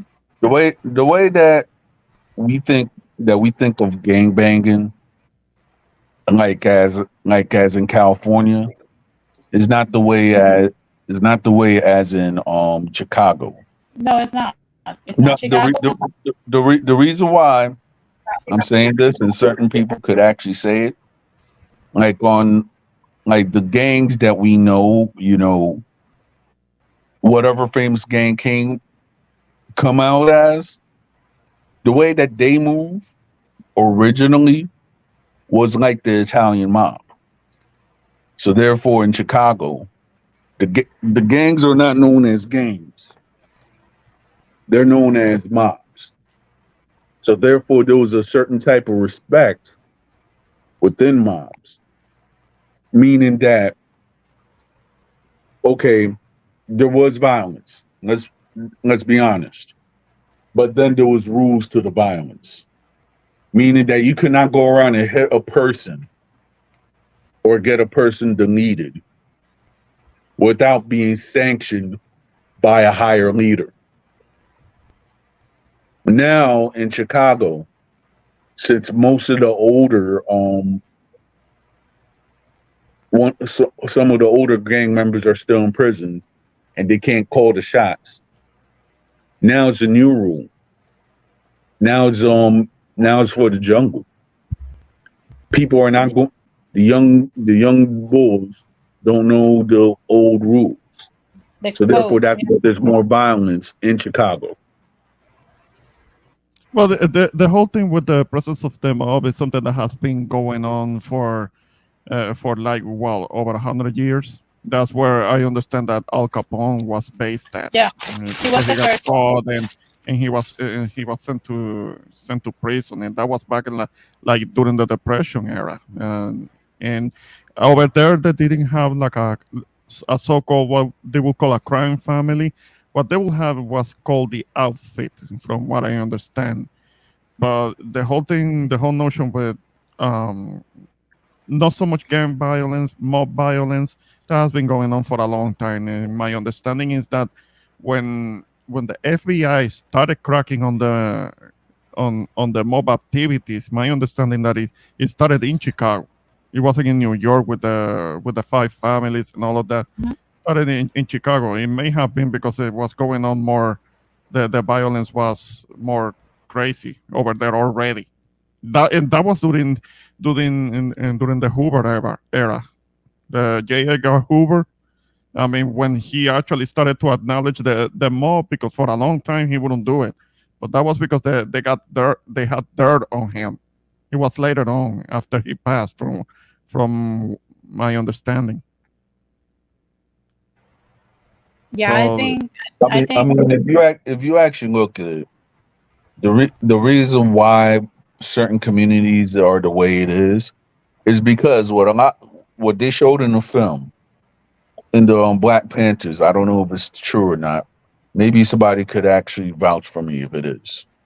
hmm, The FBI and the mob, they actually worked together. I'm saying during the 1960s and 70s to actually try to push heroin in black and other melanated neighborhoods. So therefore, we see all the problems we have today. I mean, let's be honest. We don't like for blacks and Latinos, the thing the thing that really affects us is the drugs. We I might disagree. not yeah, but let me explain though. I disagree. Let me explain. I'm talking about as far as okay, I'm not saying as from personal experience, but I'm talking about community wise. If you actually look at it, within certain Hispanic and certain black communities, right? Mhm. You have people who are hardworking, right? So let's just take out of all the hardworking Latinos and blacks, right? And then we put a high percentage of most of blacks and Latinos that went to prison, right? Mhm. And then most of the times it's like either for gang related stuff or for drugs. So therefore, you have the American public that will try to paint a African American or a black man as, oh, he was a drug baron and everything like that. But nine out of 10, the African Americans are not the ones who are actually bringing the product to the country. So at the end of the day, when I'm talking about as far as the war on drugs and everything like that, not not only African Americans been affected, Latinos as well. But So okay, but this is my thing, right? The drugs are not the root cause of this. If you remove the drugs, like before drugs, it was contraband. Okay, before even black and brown people were criminals, whites were criminals too. We're not gonna forget the Jesse James, the Dillingers of life, that, like you mentioned, the Al Capones, the mob, the Italian mob, the Russian mob, the Armenian mob.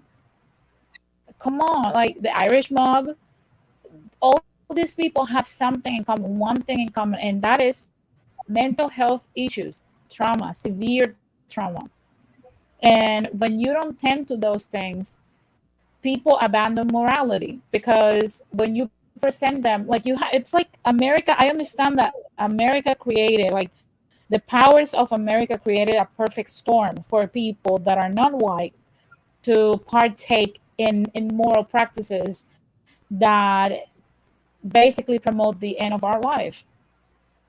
However, if our mental health was to be the number one priority, or was to be in the right place, we will not succumb to that perfect storm. We will find ways to survive it that do not compromise our values and our morality. How do we know that? Because we have people in our groups that have surpassed that and evade that by maintaining their mental health. You guys know that I'm a huge propeller of mental health. I believe in it. I think we should go to therapy regardless, at all times. Every time you experience loss, sadness, despair, you have to go and sit down. And I think that in Yeah, yeah. both of our groups, unfortunately, live We in we have major we have a we hold have on, a, the we don't major work that problems, into the as major well. problems that we have in common, something that Black and Latinos have as a common denominator, is that we don't believe in therapy. And that's why, even though whites also have poverty, whites also have struggles, Asians have poverty, Asians have struggles, Indians have poverty, Indians also struggle, Jews have poverty and also struggle. Their results and our results are completely different. We have become too immoral, too fast, all at once, and nobody can tell us anything. That's just, it's sad, man. It's sad. And trust me, I'm coming from a place where I've had family members incarcerated. I've had buried cousins that were less than 25 years old. The most recent one was in 2017. So trust me, I've seen this firsthand, and it's always mental health. Yeah. It's always Um, mental health. in my case, Denise, I've been undergoing therapy um, for over a year. It's just that I had so much personal stuff and so much drama to deal with. I'm only like after 3 years that my older sister passed away and my mom has passed away, that I'm kind of like I'm relatively well, but I'm still dealing with it with all the things I'm going through. And I'm not ashamed to admit it. I every week I go through therapy. And one thing I try to encourage people is that you know don't be ashamed if you think you need to see a therapist. The worst thing that you can do is to ignore that you have some sort of trauma, and then that stuff becomes infected, and then you're doing irrational things. I mean, And with that being said, let's just move from this grim topic. We're gonna talk about, guys. I did not gather your thoughts on Tyrese Gibson believing that his wife married him for love, and that it was only through the court process that he realized that she married him for money and status. What are you guys' thoughts on that? I mean, me personally, just what I'm gonna say is this,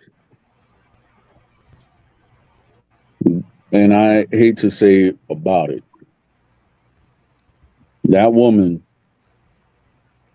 saw mentally a man who had mental issues, and the best way you get at a person is like, okay, you go under the guise of love.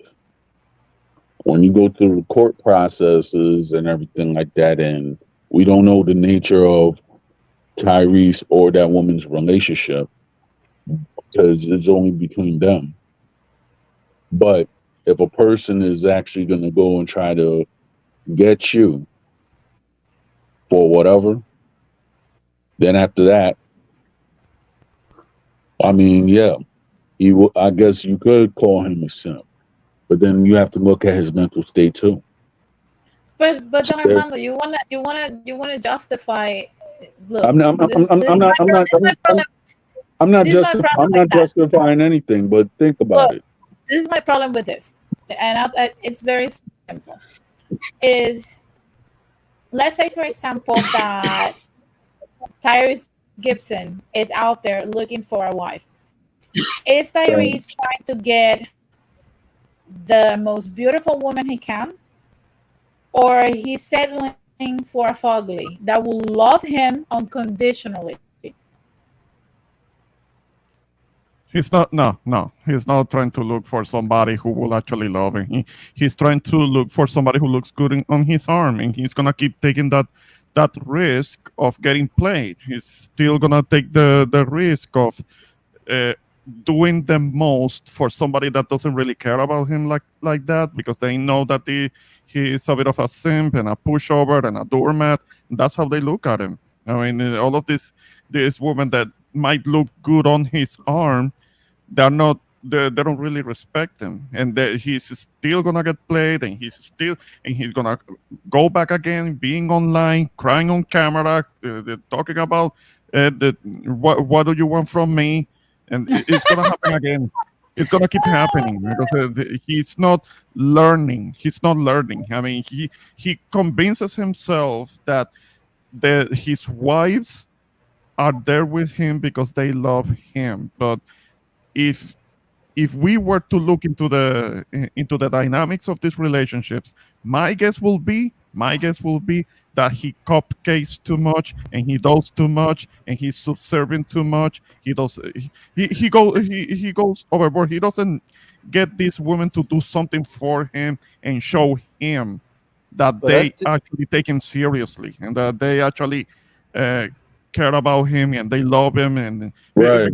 let's be honest. Let's be perfectly honest. As I'm, men, I'm, we I'm, need to get. I'm, Let me finish. As men, we need to get these women to actually to a degree to prove themselves. Because if a man is doing all of the work in the relationship, in the dynamics, in the interaction, courtship, if the man is doing all of the work, then the woman is not really bringing anything to the relationship. And there are women that take men like that for granted, that do too much, and they themselves don't have to do anything, don't have to prove themselves. I don't think this woman had to do anything with this guy, with Tyrese. So they took it for a ride, and they have profited from them. And to a degree, I can't blame them, because this guy, Tyrese, is not really betting them. They're not bet. Ramon, He's not betting these Ramon, women if you properly. were a hot woman, would you go for Tyrese? You was like, Come on, Okay, you're asking me. Okay, answering that question would make me look gay. So I'm not. I'm not. oh excuse me, excuse me, if All I right. can just chime in. Look, each one of us, and I'm going to start with me.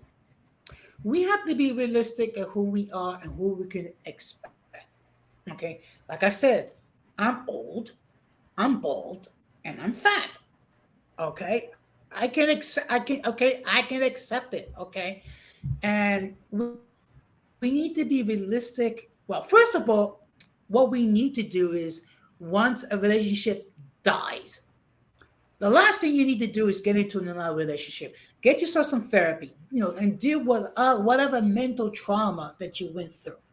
Because if you don't do that, what you're going to do is you're going to take the emotional baggage from the past relationship, you're going to bring it to another relationship, and you did not address what are the issues. We all need to be realistic in who we can expect. Look, at my age, I'm 60 years old, so there's no way I'm going to pursue a 30-year-old female, particularly a 30-year-old female that looks beautiful for me, with me. Because it's the most likely, if there's a 30-year-old female It's going to be because it's not going to be she's interested in me because of my looks, even though I'm fat, but I do look good for being fat. It's going to be for whatever I have. I don't Let's know. keep it I real. actually think And that this if isn't a. Oh, my bad, Jose. I got a delay. Go ahead. okay, You can but finish. I look at it. Yep, yep. I look at it this way. You got to be first of all, you got to be realistic in who you can expect. Now, when I started speaking with Clara, I told her from the get go, I'm 22 years your senior. So it's not like I'm trying to pass myself as a young buck. I'm like, or of course, or according to Denise, I'm basically I have one foot in the grave already, but that's okay. But no, I say, look, I'm 22 years your senior. I'm fat and I'm bald. Apparently, she's okay. Hopefully, she sees something in me other than that I have a good heart or what have you. But time will tell.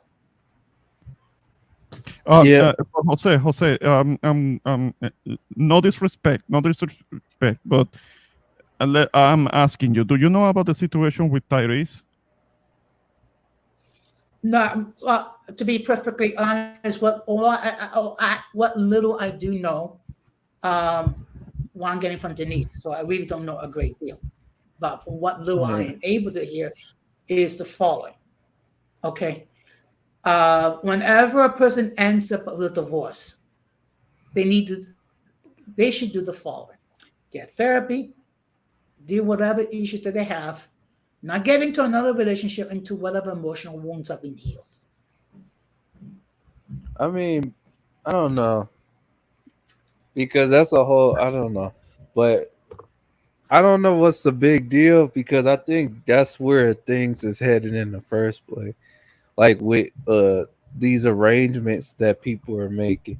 So like when he's complaining about, I was with an actor. I was like, well, this is what's going on now when every guy and every female male and female are making these weird ass arrangements about you do this, I do that. We don't have to have love in it. We just got to do our parts. I'll pay for the shit. You give me sex and cook every once in a while.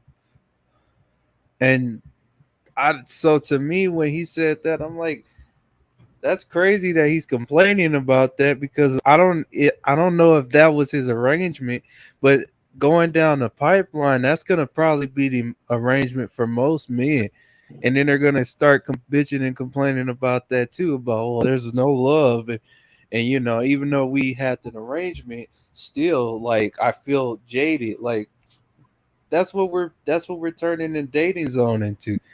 Equivalent exchange. You give me something, I give me something. Feelings not included. I mean, I could actually say this too.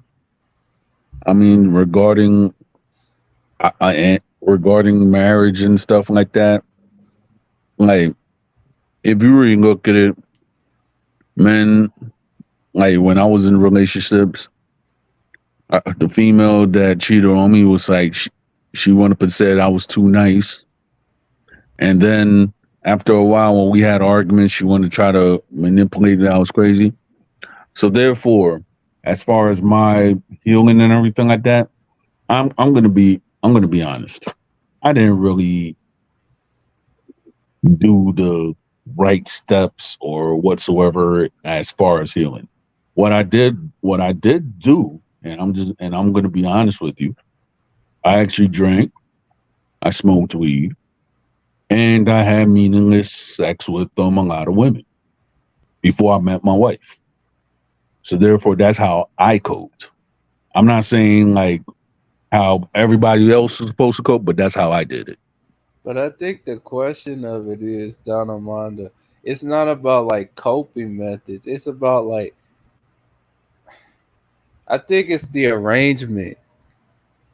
I think the other stuff is kind of like out of a little bit far out of left field. I think it's like how did he not know that this was the arrangement? How was he not aware You that know, this was gonna be what it was going into? He You seems know to what? have You know given a what? lot just to get very little, and he set him up. He sets himself up for failure. I mean, he shouldn't be complaining. I mean, I just just, bet better and set boundaries and set rules from the beginning. but he's never gonna. I think that's the delusion of men, right? It's the same delusion we're seeing in women. Uh, as women, as we have tell the women, we have to tell the men, you cannot have it all.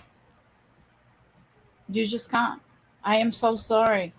The world does not work like You that. can't tell that to women. Definitely not. You can't No, say they that to no. women. You can Yeah, say that to men. Women are more but realistic. can we really Yeah, say because that some of to these men? dudes, Because I just watched whatever podcast with Justin Wheeler, and he was being told like, you want traditional women. Traditional women tend to stem from religion. That's where the traditionalism comes from. Mhm. That's where the morality and the value system stems from. Woman chastity stems from religion. Submission stems from religion. All of these concepts come from religion. So, on one hand, we have the women that are unruly that think that, like Ebony Williams, that they can have it all, that I can pursue a career, be a bitch to men, be a bitch to everybody, be loud as hell, have a foul attitude, and demand princess treatment at 40 years old. No, ma'am. I'm sorry. It doesn't work that way. And you cannot have it all. At 40, you can't have kids. You can't have a 40-year-old dude. You can't have the dudes you want. It doesn't work like that. I'm sorry. You waited too long. You're too old. Yeah, I have mentioned before So that she's the type that likes to swing her dick around too much. yeah, she needs No. to understand. Like ladies like this, if they really want a man, stop pretending like you don't when you're 26. Unscrew your penis. It's fun to be a girl. Go get a man. Just come on. And it's the same with the guys. You want traditional women, then traditional women marry traditional men on average.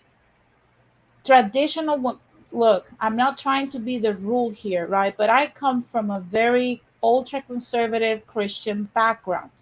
And what I've seen during my time in the church, all the way till I was 22 years old, is that if you were to get a husband that was outside of the religion, you were supposed to first pick someone inside the religion. You're not supposed to have sex with that man, because if you get pregnant or somebody sees you, you're going to get deleted publicly in the church. Second, if you're going to get a man outside of the church, one of my cousins did it. She got a Baptist dude. And what happened was is that he had to decide to become a Seventh-day Adventist. He had to get baptized. He had to work within the church for 2 years, and then they got married. Women of Christian values and traditional values do not gravitate towards immoral men that are not within their Christian faith. That's just the way it is.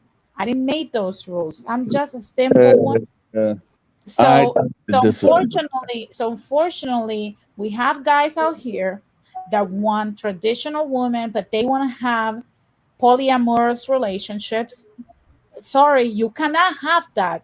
You might want that, but you're gonna have to settle with begging these thoughts to act right. And to the guys like Tyrese Gibson, you should have gotten, if what you really wanted out of a woman was to feel loved, right? You should have gotten with a good one that was with you since you were in Watts, and grow with that woman. You cannot expect, and this is for any man, to make more than 500,000 per year and think that women are going to gravitate towards you for to give you love. That's not how it is. I'm sorry. It sucks. I get it. It hurts. It burns. But that's just the way it is. That's the way people are. Does that make sense? I mean, yeah, but is, you know what's funny? One thing I have to say though, about certain things. One thing I could actually say that even though I got married at the age of 38, and I was in me and my lady, we've been in a relationship for 9 years. I look at certain people like within my family and everything like that, that they've had marriages and relationships from when they were teenagers till now. Mhm. I mean, there was a time that I wanted that, but then I could actually say that I was very mature, and I could actually say that I was actually a jerk in certain instances to maybe a woman that might have been that me and that person might have went together or something like that. I Mhm. mean, and I'm just saying this because I'm a millennial, and there was a lot of stuff that I could actually say that I've taken part of in disrespectful activities. So now that I look at it and everything like that, even though I'm a married man, there's certain stuff that I'm saying my generation we have to grow out of. So Yeah, it's like, look, dating is like, I don't know if you guys remember, like the Toys R Us. I remember one specific group of toys in particular, right? Uh, look at Jules. Uh, One thing that I remember was the Teletubbies, right? I was a teenager when the Teletubbies came out. It was a big boom. My favorite was Poe. And I remember that Poe and Lala, they were always the first one to go off of the shelves. Everybody would buy Poe and Lala because they were the cute ones. And then after that, I think it was what, the blue one? Tinky Winky or Tinky Winky, something. Tinky Winky, and then there was Dixie, and I Yeah. don't the other one that was the yellow and the green. Nobody wanted those. Dixie Poe and and the Lala other were the one, red yeah, and yellow. Dixie and the other one usually always end up at clearance. They always end up at $5 or two for five. They Yeah, I never. remember the Teletubbies, but what was the difference between one or the others or the others? They all look the same to me. No, they were different colors, and Actually, The they had different colors, shapes. yes. They had different different colors, but shapes in aside their from head. that, they look the same. They had Mhm. Yeah, different but they, shapes they in their had head. different things. Yes. Yeah, they had, like, if you look at their antenna, it was a different shape. So And go ahead, Jose. and actually, according to the late Jerry Falwell, one of them was gay. Ah. No. No, So but that's look, what I wanted And to Tinky ask. Winky Did they was have personalities? I mean, characters that have certain personalities are gonna be preferred, and they're gonna no, be no, it was just the blinded. colors. They all did the same thing. They were just bouncing around with their fat asses and looking at the Uh-huh. sun and singing songs and whatever. They were literally the same. Now, that's the dating scene. And I think men and women need to come to that realization. Ladies, if you want a man that no matter how fat you get will be with you, that will give you children, that will stay loyal to you, that will endure the lean years with you, you got to meet him in your 20s. You got to commit to him in your freaking 20s. Stop postponing that, because yes, you can still get that, but you're literally at high risk of not getting that. I think a lot of women do not understand that after a certain age, you're going to deal with trash. And there's a lot of trash out here. And the trash tends to be the guys that think that they can have it all. Same goes for the guys. If you want to get with a woman, I don't care what the red pillars say, you can see the proof by yourself. If you want to get with a woman of substance that's going to love you, that's going to respect you, that's going to give you kids, that's going to make a home, you got to get her when you're young. If you wait too long, You're not going to have the desire to commit to no one because you're going to be surrounded by leftovers. That's just how it is. And then you're going to become more jaded and you're going to give vibes to women that might be good that they will not want to be with you because what you're going to do is that you're going to develop certain behaviors that do not match the woman that you actually wanted when you were younger. So you're going to continue to multiply your behavior until you become the grumpy old man that's yelling at kids to get off his yard. That's just what happens. Get with people when you're young. That's just how it is. I didn't make the rules. The rules existed before I was born. And if you don't want to get with people when you're young, because that's the point that Don Armando was pointing out, I'm glad he did.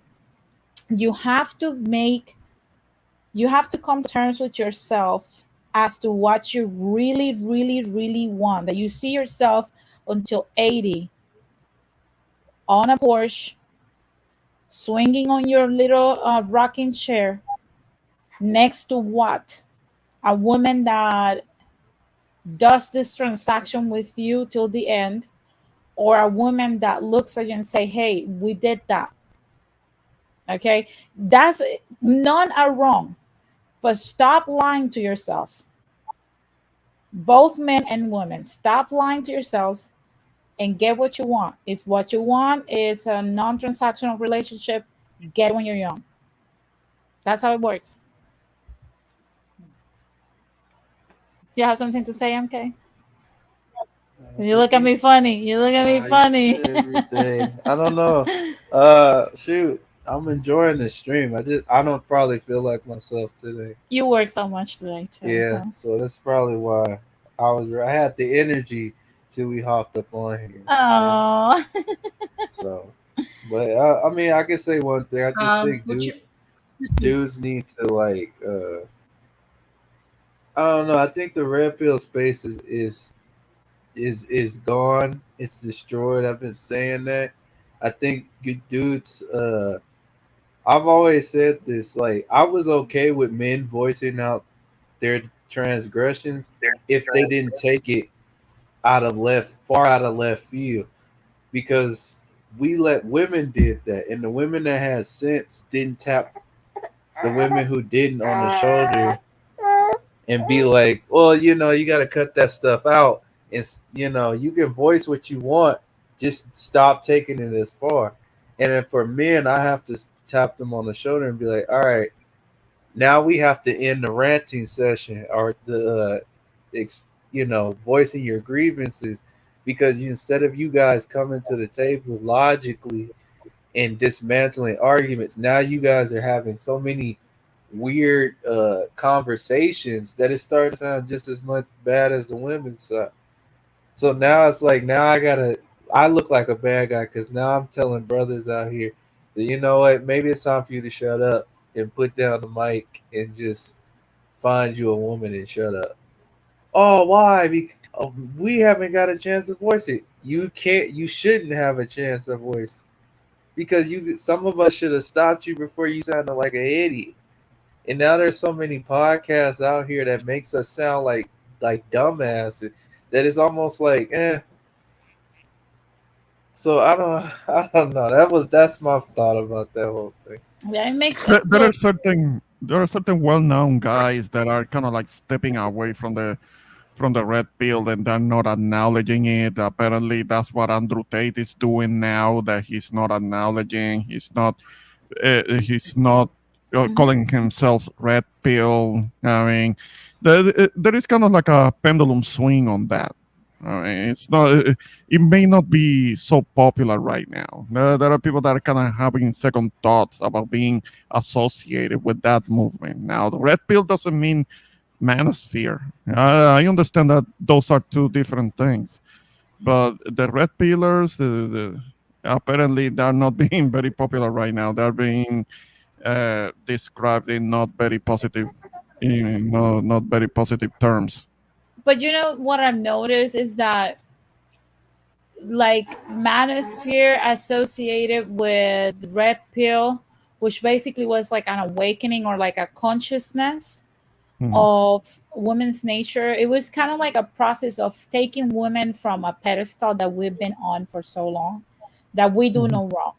That was positive, in my opinion, right? And I think every man needed to go through that process, I because if did. you I know go, I did. yeah, if you go into relationships thinking that women are princesses that just sprinkle glitter all over your life, you're gonna suffer. That's what Tyrese was thinking, or has been thinking, or still thinks. I don't know if I necessarily think that, but this is what I see, right? When I hear a man, this is my problem with like the whole manosphere red pill division now that's happening. All these guys that are claiming that they're not red pill, that they're just manosphere, whatever, whatever. There's only a few that I actually believe that actually were just manosphere, like Avon Preach, for example. Those are manosphere guys. Uh, Dennis Sperling, manosphere guy. Uh, Obsidian, like I said, manosphere guy. Does he have sometimes red pill thoughts? Yeah, absolutely. But one thing I would say is, after all of these guys took the red pill core values and took it all the way to the extreme, now they're trying to backpedal from it. Oh, no, not me. I'm not one of those, because they got called out. And the reason why they got called out is because they started sounding like the 666 women. Like, you gotta be fit, feminine, friendly, cooperative, submissive. Believe that I can cheat. Allow me to cheat. Be happy. Be gracious. Give me children. Come with no kids. Be young. You have to let me have other families. You have to, like, there's so many freaking demands. No woman fits. By the Literally.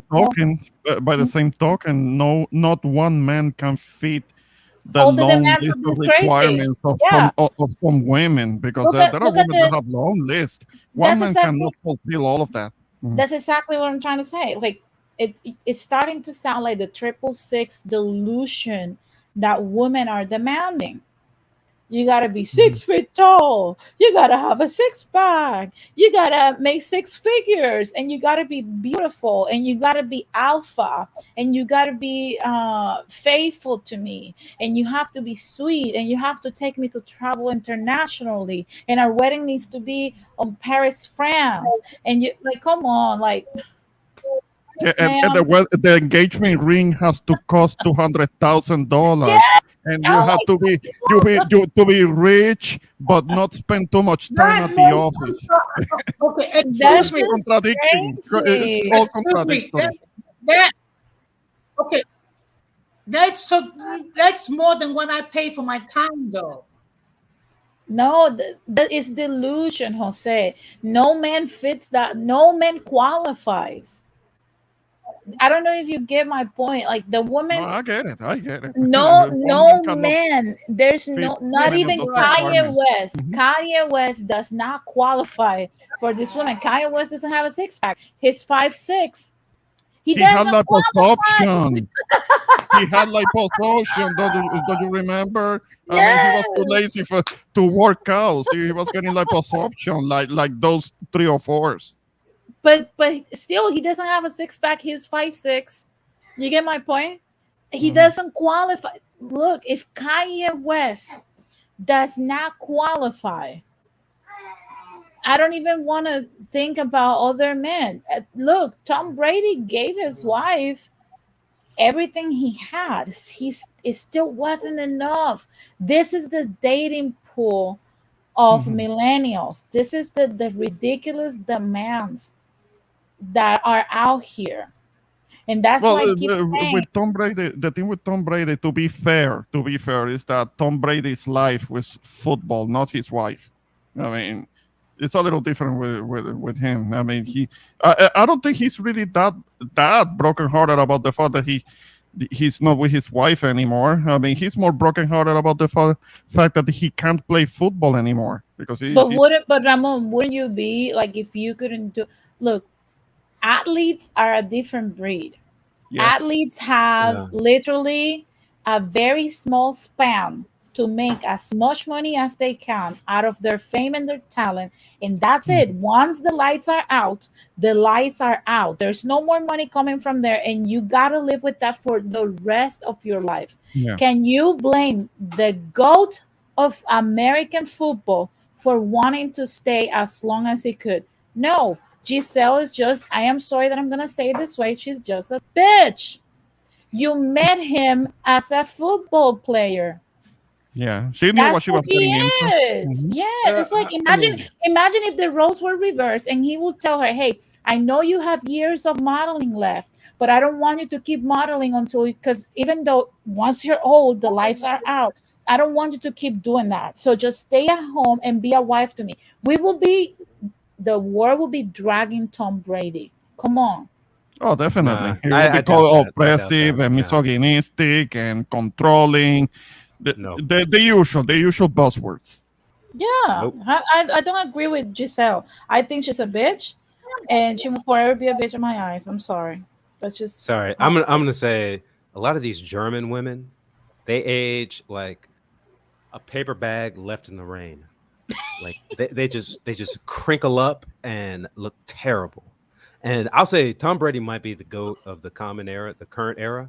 But I'll say Joe Montana was probably the best quarterback of my lifetime, just because he played in an era where it was a much harder game. Men who are, let's say, reassessing where they stand in the marketplace, it's on them to learn stuff. And the let's say the current environment, the men's content environment, is very good at letting men see and hear men pose these arguments and see the women respond. Pose these arguments, see them respond. And it's on them to say what you're gonna do outside of this. And I'll say the saddest point is that there was a podcast maybe a week or two ago that one woman went on one of these shows. It was either it might have been Fresh and Fit, and they got 1,000 subscribers at, let's say, 10-20 bucks a month, right? So you think about that amount. This woman was excited to go back on there again, and that proves to say that a lot of men do not value themselves, and they want to give themselves over to being on that environment and, like, cursing them out in the stands or whatever, like that. Those are those type of guys. They're flicking the finger at Joe Montana or Tom Brady. But the men who get it, they're making better decisions, and this gives them an opportunity to see that and make their choice. yeah. I agree. I just my problem with the whole concept is, can men and women in the dating market be realistic with themselves? I think very few. After a certain age, very few. Few and far in between. I've seen it. I've seen guys that Yeah. are 100% unaware and women that are 100% unaware because they refuse to evaluate themselves and look at themselves in the mirrors and ask, will I marry me?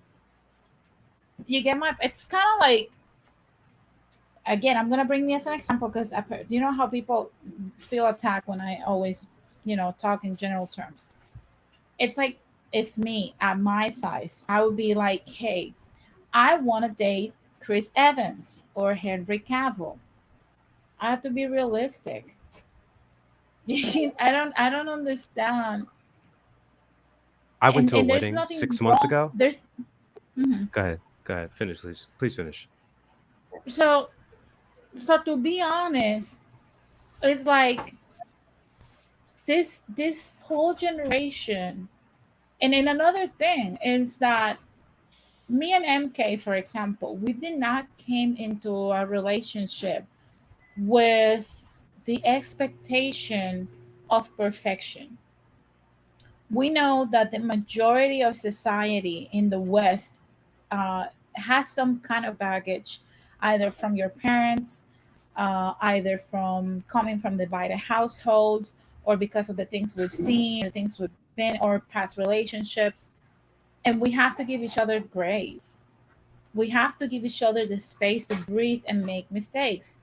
Now, I think that women for so long have expected perfection out of men. Your dude's gonna make mistakes. Okay, he's gonna make mistakes. He's human.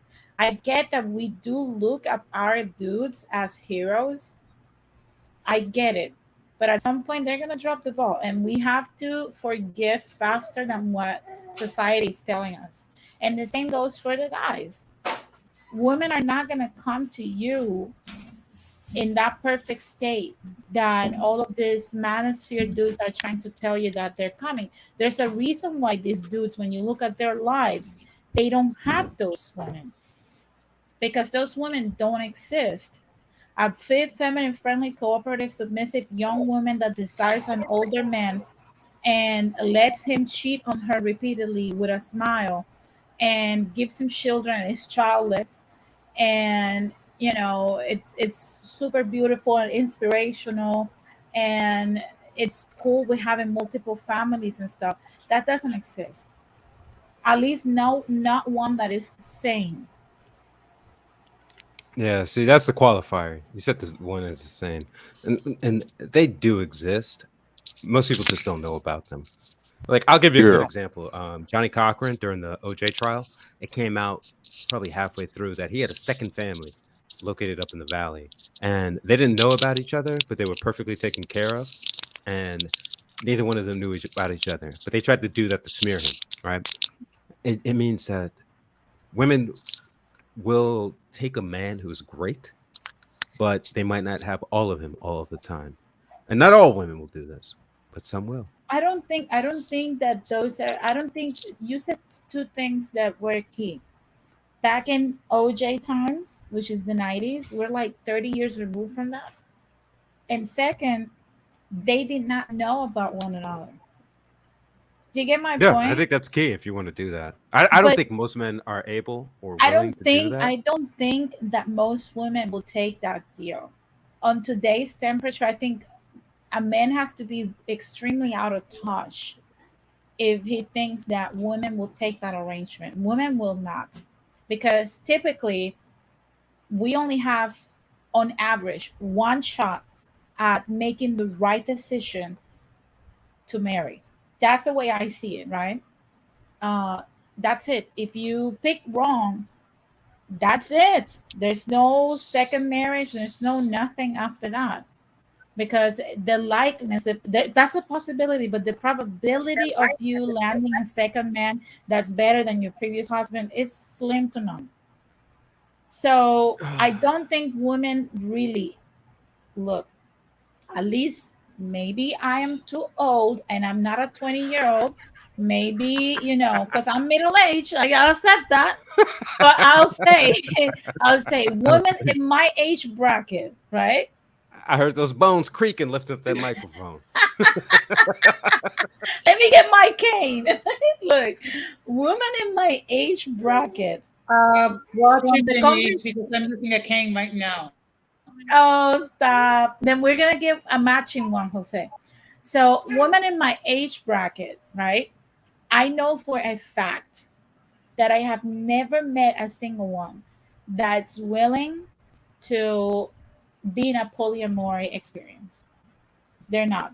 They're really not down for that. Like, if it happens, it has to be open on both ends. Like, they have, and to be honest, if you evaluate those situations, for the most part, when guys that are high value men and they exercise their options, 9 times out of 10 the women are doing it too. They just don't say it, but that's the truth. I I mean, agree with I that. just, yeah, Very few people do Spartan rules, like, yeah. open end on one side. Very few people do that. The men Right. who pull that off, I mean, it's few and far in between. Yeah, it's very rare. Like, I've only met one woman, only one woman. She's not from my generation or Gen X. She's a baby boomer. One woman that was willing to take basically an open relationship on his end, and it ended in divorce after 30 years, it ended in divorce because there's only so much you can take. I don't think guys understand when we say, I think that the manosphere has hurt, I think men have been hurt for so long that the manosphere, by airing their rage Wait, wait, wait, out, wait, wait, wait, wait, wait, hold wait. on. Repeat that. I think What was your premise? men have been hurting for so long that Right. when the manosphere started spreading like a lot of this content, they were in this rage against like everything that women stand for and like everything that women demanded, to the point that when you would say to a man, I expect monogamy from you and fidelity, a lot of this manosphere content, what they started telling the men is that that woman is trying to control you and tell you what to do, whatever, whatever. That's far from the truth. Now, are there outliers of women that will want to do that? Absolutely. But for the most part, I don't think that men understand the lengths of the impact of their infidelity on the women they say they love. And I think that's what they do it because I think if men will understand how much damage that causes, I don't think men will cheat. I honestly don't think men would. And I think we have failed to explain it as women. That's that. I think it's just a matter of communication. But for the most part, that's just my opinion on that topic. I don't know. I started thinking dudes started going off the rails when we started talking about going to countries that had this, if anything, the worst conditions that we have. Like you're going to Colombia, don't they already got like a massive out of wedlock birth rate? We're going to DR, don't they have issues? We're going to Brazil. So like you start losing me when you be like, oh, I'm gonna run to a country that's even worse than my own. Like it's already happening down there. You So I'm could like, what? say that, but I know a couple of guys who've gone. Well, I'll say this: I had a good friend who's Colombian, and she comes from an upper crust Colombian family. They own a bunch of land out there. If you get linked in with the right church, like the Catholic Church, you get linked in with the right society, usually Opus Dei, and you are a person of means, you can get what you want. It just takes the time. So if you go down there and let's say you're making, let's say 250 plus, and you want to meet a woman who, you know, 21 to 25, and you want to just find out she's never had, let's say at best, she's never had another partner, and at worst, she's had one and no children, then you could get that and you could link up with that family. And a lot of those families have a lot of ties to the States or to Europe, and you could make a family dynamic happen there. I'm not saying it's frequent or optimal, but I know people who But consider that. you don't think that that's the same case here? Because look, I'm Latina, and I'm Latina from Latin America. I'm not Latina from the States, and I can tell. Well, you have Ramon here, and you have, well, Jose was raised here, but Ramon was born and raised back in Latin America too. And when we see these guys, like the countries, we know which passport bros are going for wives, and we know which passport bros actually are just going for sex tourism. How do All I we right, think know that's true. this? I all think right. that's true. We So know this. Denise, Hold on, Don Armando. We know this based on the countries that they pronounce. When I hear brothers and white dudes talking about going to Central America, I know they're going for wives. When I hear a man saying they're going to Ecuador, I know they're going for a wife. When I hear guys talking about Brazil, I know they're going for the prostitution. When they're going to Colombia, they're going for the prostitution. When they're going to the DR, they're going for the prostitution because those See, I think countries that are notorious for that. I think that I discounts a mean, little bit about the guy's type of preferences. Like, let's say, all right, America is 400 million. Let's say, to be round numbers, 400 million people, right? 13% are black. Let's say that's 50 million people. Um, 15 to 17% are Latino of something. That means about 50 million people, right? You go to the Caribbean, you have 50 million black people. You go to the South America, and I'm saying everything south of the, I can't remember the name of the passage. Panama. There's a passage. The Panama Canal. Yeah, but I was thinking there's a forest between just south / east of there. That's all for Dorian Pass. You right? mean like the Amazon? No, he's talking Yeah. about No, Darien Pass. Yeah, he's the Dorian correct. Pass, right? And there's about from there to Tierra del Fuego, there's about 250 million black people, right? So there's roughly 6 times the amount of black people outside of the continental United States. Yeah, than there there's are more. within There's it, more. right? That's because contrary to what many Black Americans believe, 96% of the Black Africans that were brought here, 96% stayed in Latin America. 4% were brought to the United States. So we have more Yeah. Black people than y'all. That's a fact. Yeah. Yeah. Yeah. And I mean, I've been on Puerto Rico throughout most of the island and the little islets surrounding it. There's a lot of black people. There's a lot of, man, I have friends who are redheaded, pasty white, like they look Yeah. like just pearly friends.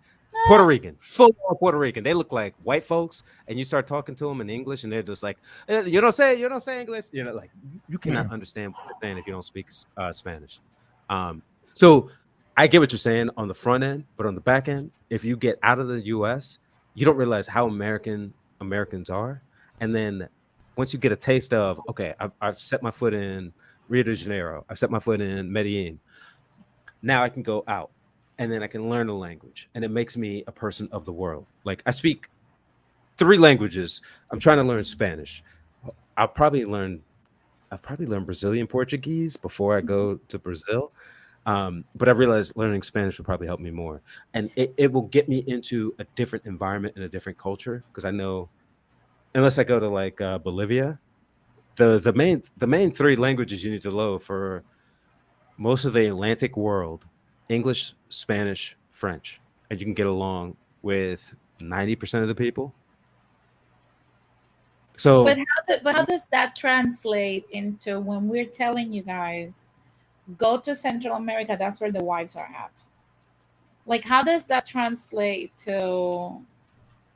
I think most Americans are not a fan of letting go of American comforts. Like that's the big thing about America is you could turn on the tap and drink the water fresh, and you don't have to worry about anything. No, I'm not saying You go to to another. live. I'm not saying to live. I'm just saying, like, okay, when we talk Go about ahead. pastor bros, let's clarify that. We're talking about guys that are talking about how they are fed up with American women and any other women that have been here from any other culture that has been Americanized and has over 50 bodies on her by the time that they decide to marry, that they are unruly, they are unfriendly, they are chaotic, right?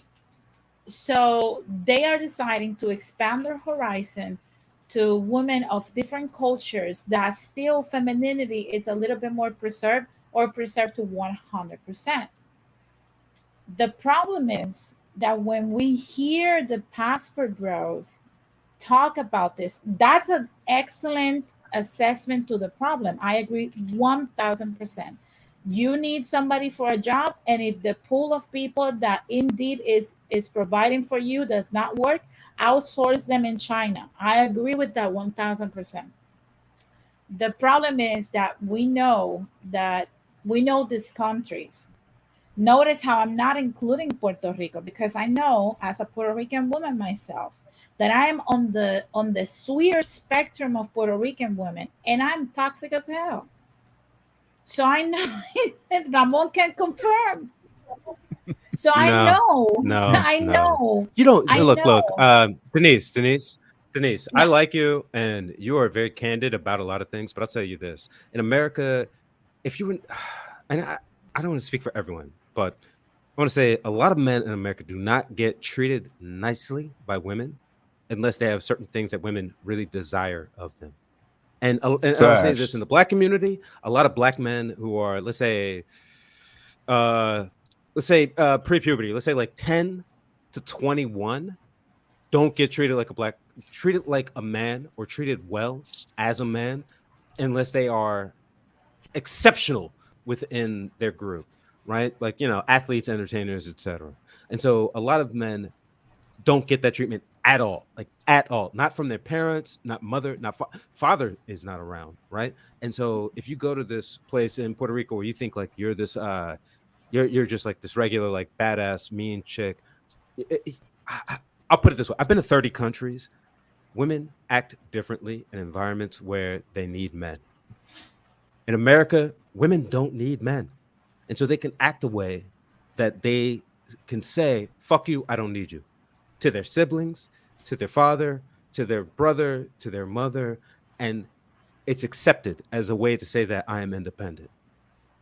If you're in a third world country, second world country, anything developing, you need men, and men need women because it's a relationship. All right.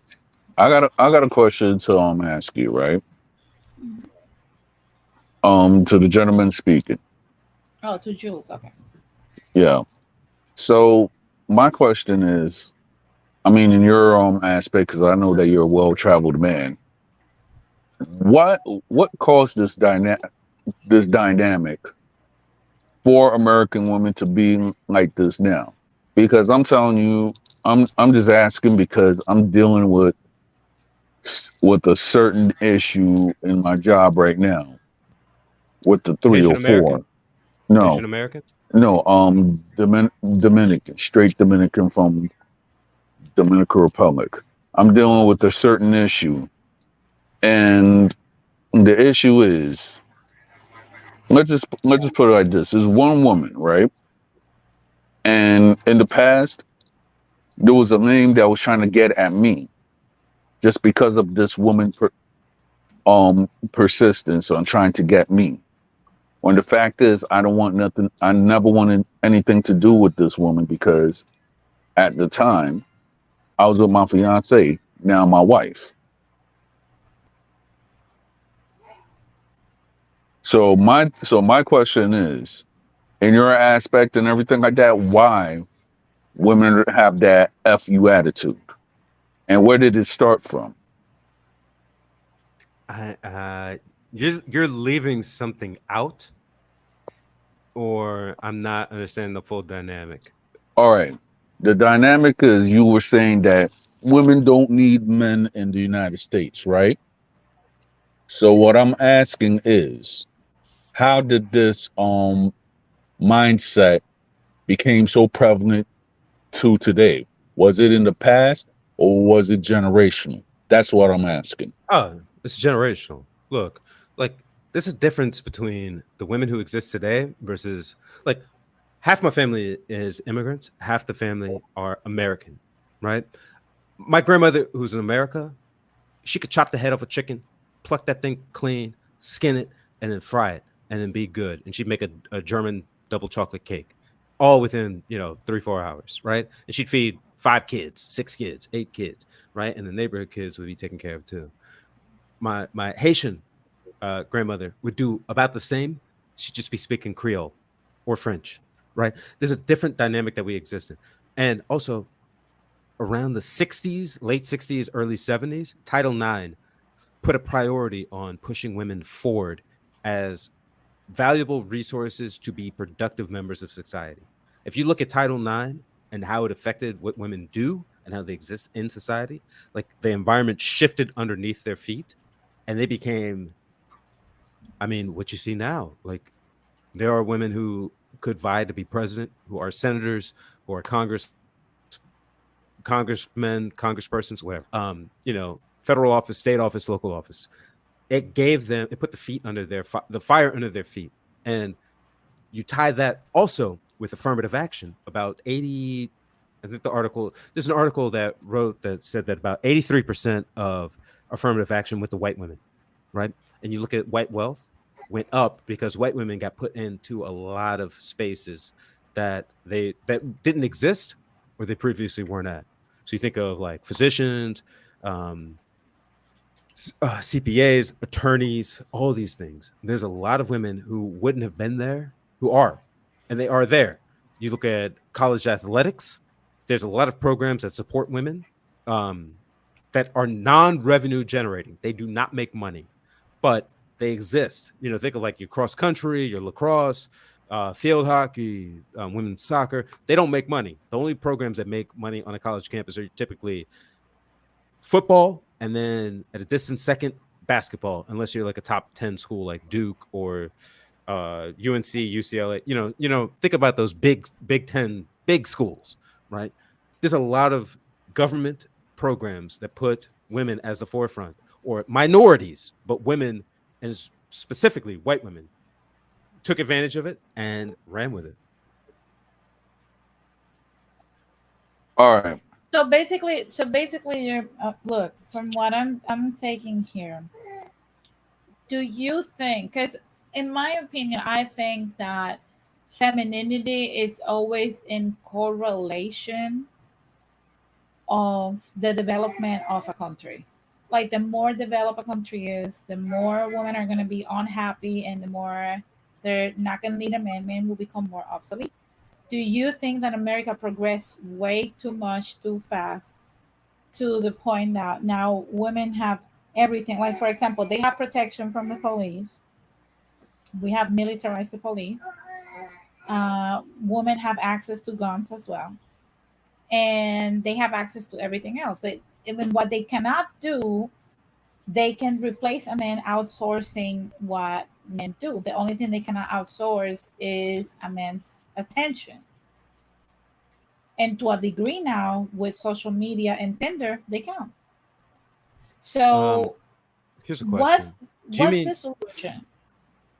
Do you mean femininity or feminism, or No, both? femininity. Like, it's Okay. correlated. Like, for example, if you go to Nicaragua, for putting an example, or if you go to Honduras or El Salvador, when you're 12 years old already, you need to start thinking about marriage. You're going to need a protector. You're going to need a man that's going to look out for you. Like, I remember when we were about to move here, me and my sister, my grandpa was still alive. And he told my sister right off the bat, if you're going to come out here, so you're going to go to the United States, please don't go alone. Because at that time, I was not thinking of coming either. He was like, just look for a man that watches out for you. You don't want to go there. That's literally what he said that. And one thing that I've noticed is that here, yeah, you have systems in place that basically allow women to not need a man. So first, what's the solution? And second, do you guys think that feminism needs to be abolished 100%, or you think like there's certain things that should be kept? I mean, to me, is this. I'm not saying it's like this. You like the feminism that was from the 1900s and the feminism now are actually two different animals. It's to the point that you have is to the point now that you have like how should I say, this new feminism that makes it okay to disrespect the man. So nah, for real though, it's honest. There was a female screaming, like it was like a video 3 or 4 years ago, and to me she looked more like a man than anything. She was telling people that she wanted to kill the entire male race. I'm like, Yeah. okay, so all right, so therefore think about it. Let's just say if that was biologically possible, and men, we're the ones that make women.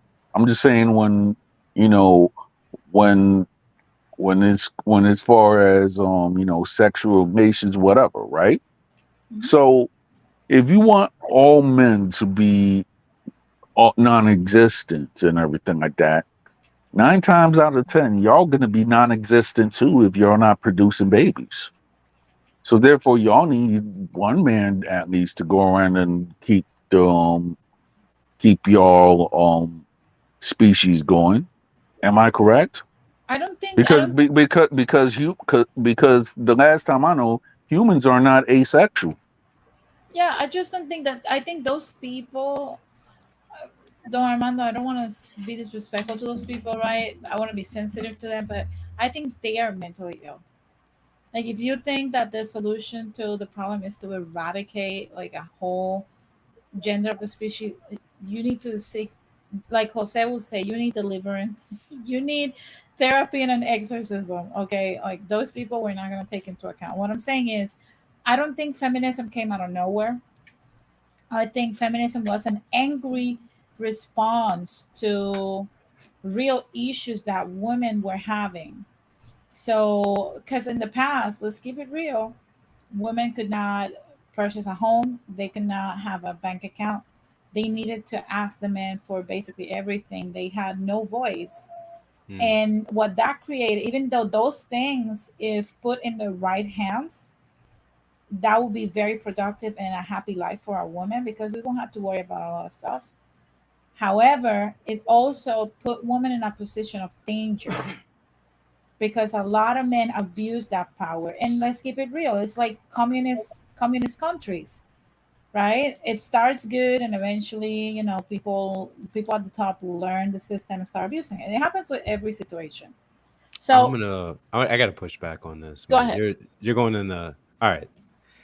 One, a lot of the feminist movement was based off of upper middle class women since the late 1700s, early 1800s, Mhm. who wanted to have the same access to rights as the upper class, upper middle class, upper class men. Right?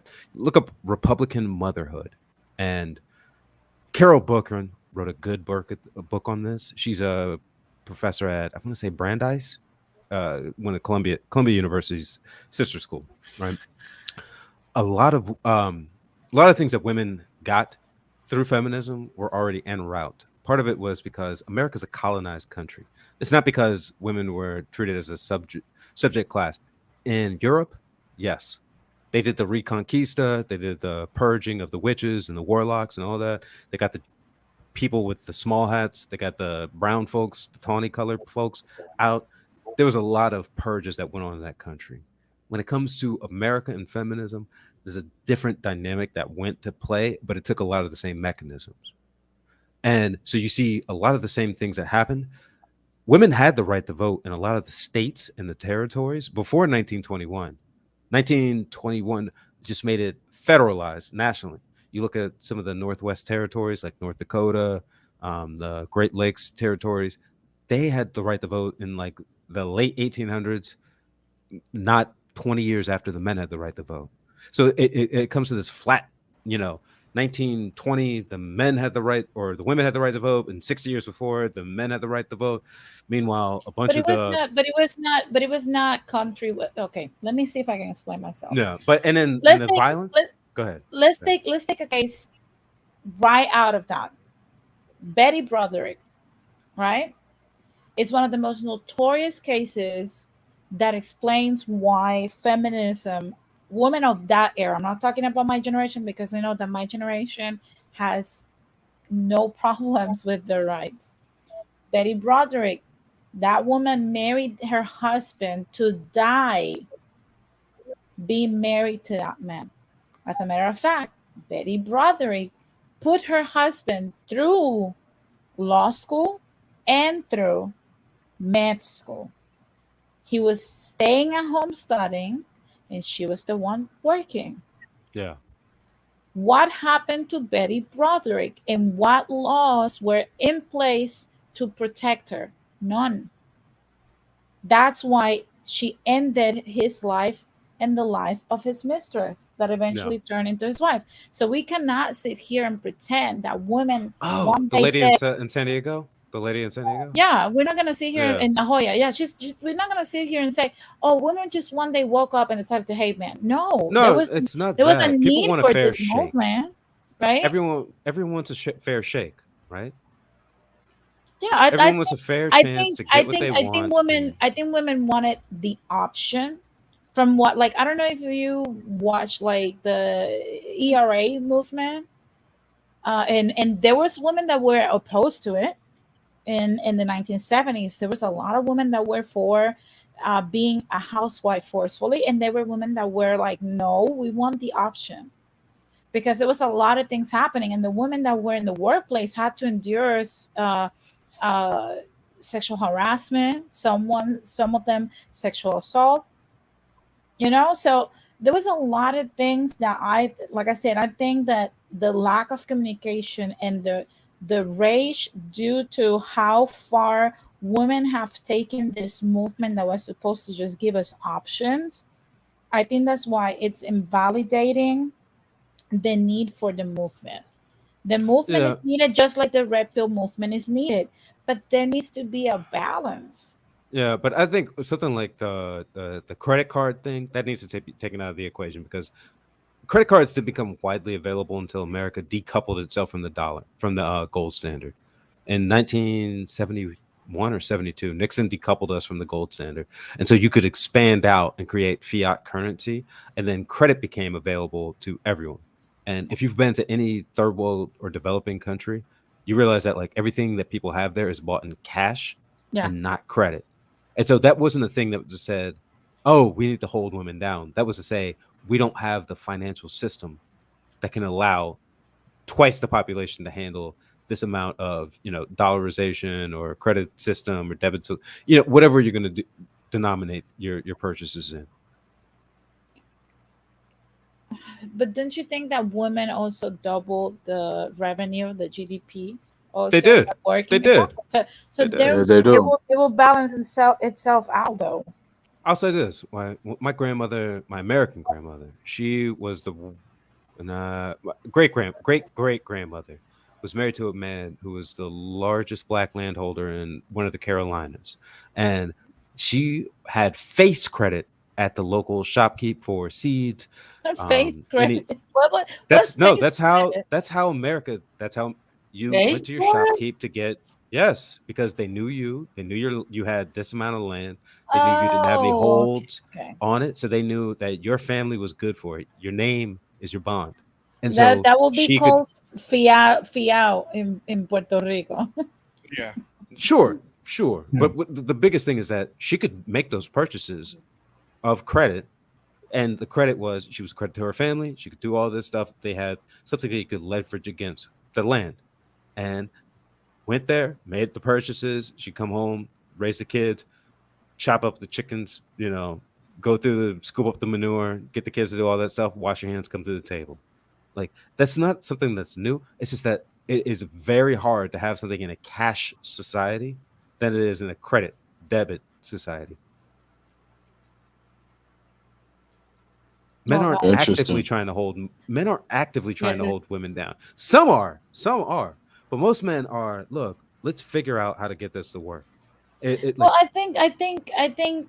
Look, I think the husbands Yeah, or the I'm about to leave. Thank you for having me on my panel because my phone is dying. no But problem. Armando, thank you for coming up. Thank you for anytime. coming. So I think that, good night, Don Armando. yeah, I think the husbands and the men that are husband prospects, those are the ones, or in long-term relationships, you don't have to be officially married, right? Those are the ones that I think have a genuine desire to come to an agreement. Same with the women. Now, the women and the men that are outside of a long-term relationship, where it's marriage, cohabitation, or just boyfriend, girlfriend, I think that those don't have any desire for that. They have a desire to just be angry, hide behind their anger, uh, and hide behind and trauma bond with others that are in the same wavelength. We've seen it with the Cynthia G worshippers, and we're seeing it with the red pillars that are with the guy that was telling women the other day endure physical abuse just to say that to stay married. Mind you, he's not married. So Yeah. I don't know. I think we need to do another stream. Well, I already told you. I don't even think the space. I think you need it to a certain extent, and guys keep pushing back on it. Like, oh no, we need it longer than that. No, once when you hit 30, 40, 50, I don't even know why at 30, 40, 50 year olds are still in the space even talk about women. If you don't want one, or you can't get one, or you want one for a certain thing, then you probably should just leave it alone.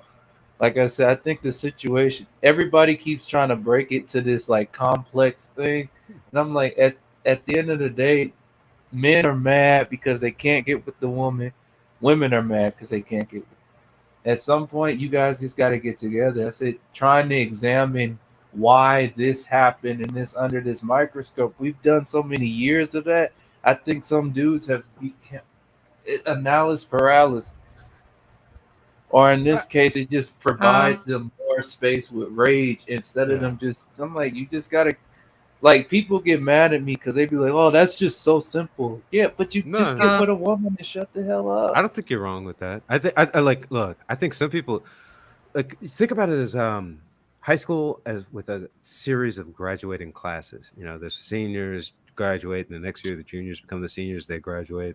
Sophomores become the juniors, then become the seniors. They graduate. Freshmen. You know, on and on and on. Right? There's very few people that I listen to that I'm like, oh, this guy has some insight. This girl has some insight, and I'd say let's say the whole men's content space is like 1,000 creators. There's probably 3 I listen to on a regular basis, 5 that I listen to on a semi-regular basis, and another 10 or 20 that I think, I'd like to see what they have to say from their generation. But some of these people are very funny. Some of them, like I'll say, the person that I think has the most insight in education and like kind of humor. Uh, I don't know. I don't know if Denise wants me to like name names type of stuff, but there's certain people that I like.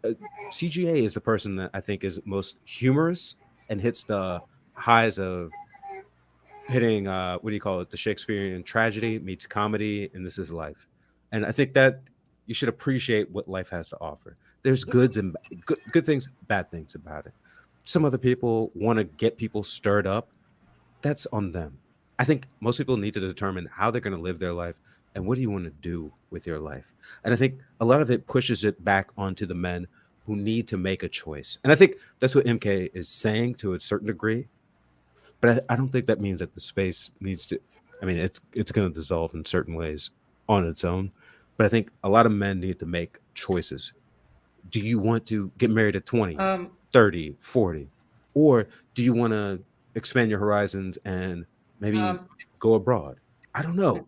But men need to make their choices, and they need to know all the choices available, not just the Disney version of them. Well, guys, that was like a deep dive. And hold on one second, Jose. I'm gonna start taking closing remarks, because we're past the 2.5 hour mark. So I'm gonna go first with Jules, Jose, and then Ramon, me, and then finally MK, who's gonna close today's show. So, guys, Jules, Jose, and Ramon, final thoughts on this stream. Is it me first? Yeah, you can go on. Go on. No, I appreciate Denise being a counterbalance to a lot of this.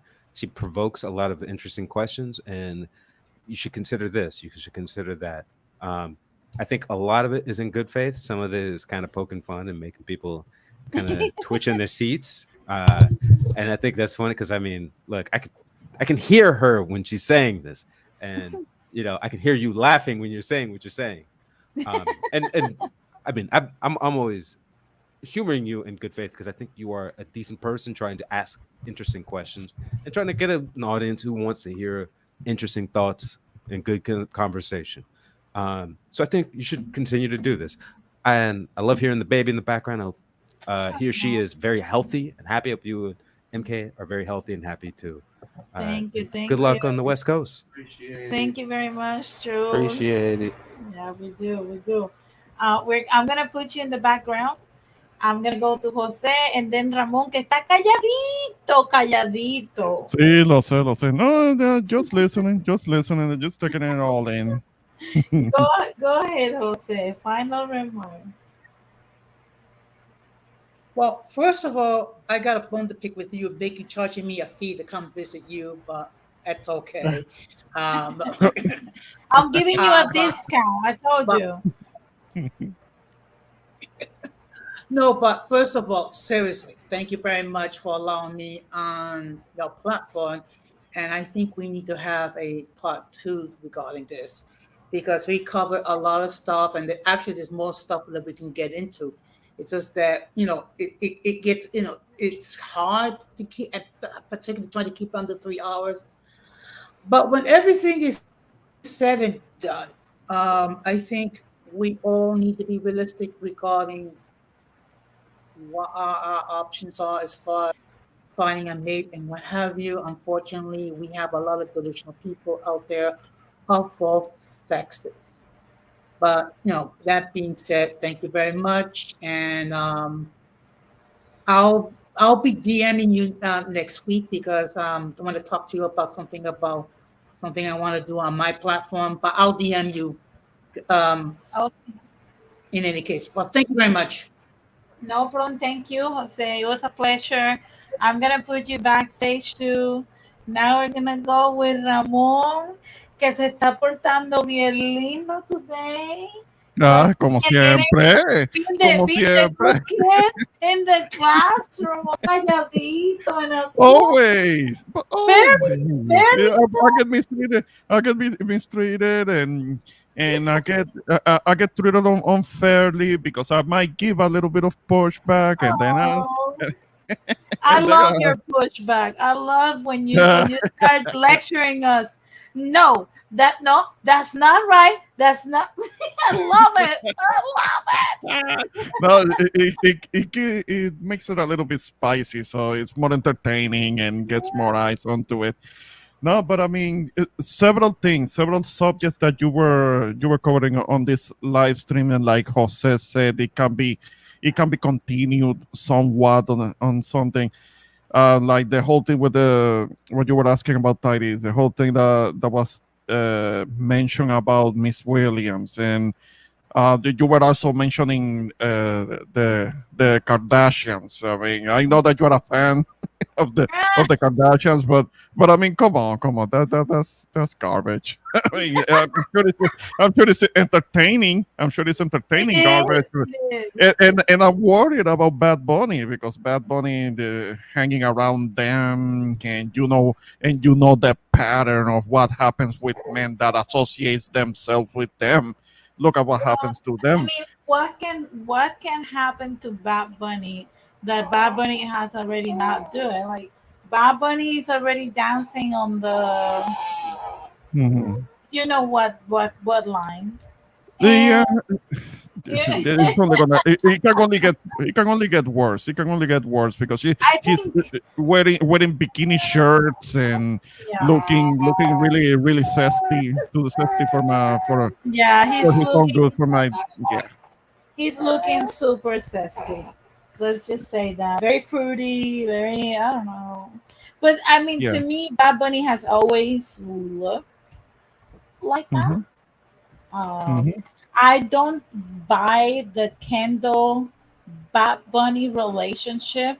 I think they're doing this for marketing Yeah, because yeah, I yeah. think It's I think promotional. It's yeah, I don't promotional. I It has think nothing they're to do with it. both gay. I think Kendall is gay. I think Bad Bunny is gay. Okay, but when it comes to Kendall, what do you base that on? Her Well, being gay. her associations with certain women that are in the modeling like group, you know, Oh, okay, okay. like Cara Delevingne and the likes of that, this is some weird behavior that you can pick up, and Well, she it's an gives environment. Yeah, she an gives environment that she she finds. gives she gives um she gives Bruce Jenner vibes a lot. Oh, okay, okay. Yeah, Okay. that's what I'm saying. Another one of the men that associates with the Jenner Kardashians that he didn't even want to be a man anymore. I mean, that is the He wanted pattern. to Bruce be one Jenner, of them. Lamar He Odom. wanted to be one of them. Yeah, yeah. Bruce Jenner, Lamar Odom, the guy that was with what was her name, Courtney, that became an alcoholic. I mean, Kanye. What's it gonna be? Travis Cayenne Scott. bipolar. Yeah, Travis, yeah. all of those guys are a hot mess, and Bad Bunny's gonna become that too. I mean, he's the biggest artist on the planet, as you have said before, and Yeah. he's gonna fall from grace hard, and he looks kind of like he is having to follow after her. I mean, come on with his But Ramon, popularity. look He at it doesn't this have to do way. that. He Ramon, looks look at it like this way. that. Look at it Mhm. this way. Bad Bunny es puertorriqueño. Sí. Okay? We are not easy people to deal with. We are not easily manhandled. Yeah. Bad Bunny, we've seen him throwing cell phones at the sea when approached incorrectly. Yeah. Uh, No, I no, don't. no, but I can understand that because that situation was the girl went up and put I her support him. her I support him her phone 1,000%. in his face like Yeah, that. I mean, I kind of like support invading him his space. 1,000%. Yeah, it's I understandable. don't think that the Kardashian curse works on Puerto Rican men. I just don't think. I don't think it works. I just don't. Okay. We are so. I don't think it works, Ramon. You know what I mean. Our folklore will never allow the Kardashians to mess us up. I think Bad Bunny will be the one that will break that clan because I don't think they will be able to destroy him. Okay. He's not stupid. You get my point? And he's not mesmerized by, oh my God, this is the best I can get. No, he comes from Puerto Rico. There's a lot of beautiful girls in PR. A Yeah, lot. yeah. Yeah, like, I mean, and Jenner, that Kylie girl, she's not real. She might look cute with some makeup, but her face is not real. I think It's she's not. beautiful. I think she's No, beautiful. but she looks good now. But if you look at older pictures of her, she was extremely average and basic. I mean, she's My done. God, Her face is Ramon, done. Her face is done. You know Ramon, it. be good. You were about to get the gold star sticker. Vamos a darle estrellita. No estrellita, güey. No me da estrellita. I was gonna give you the lollipop. Now no lollipop.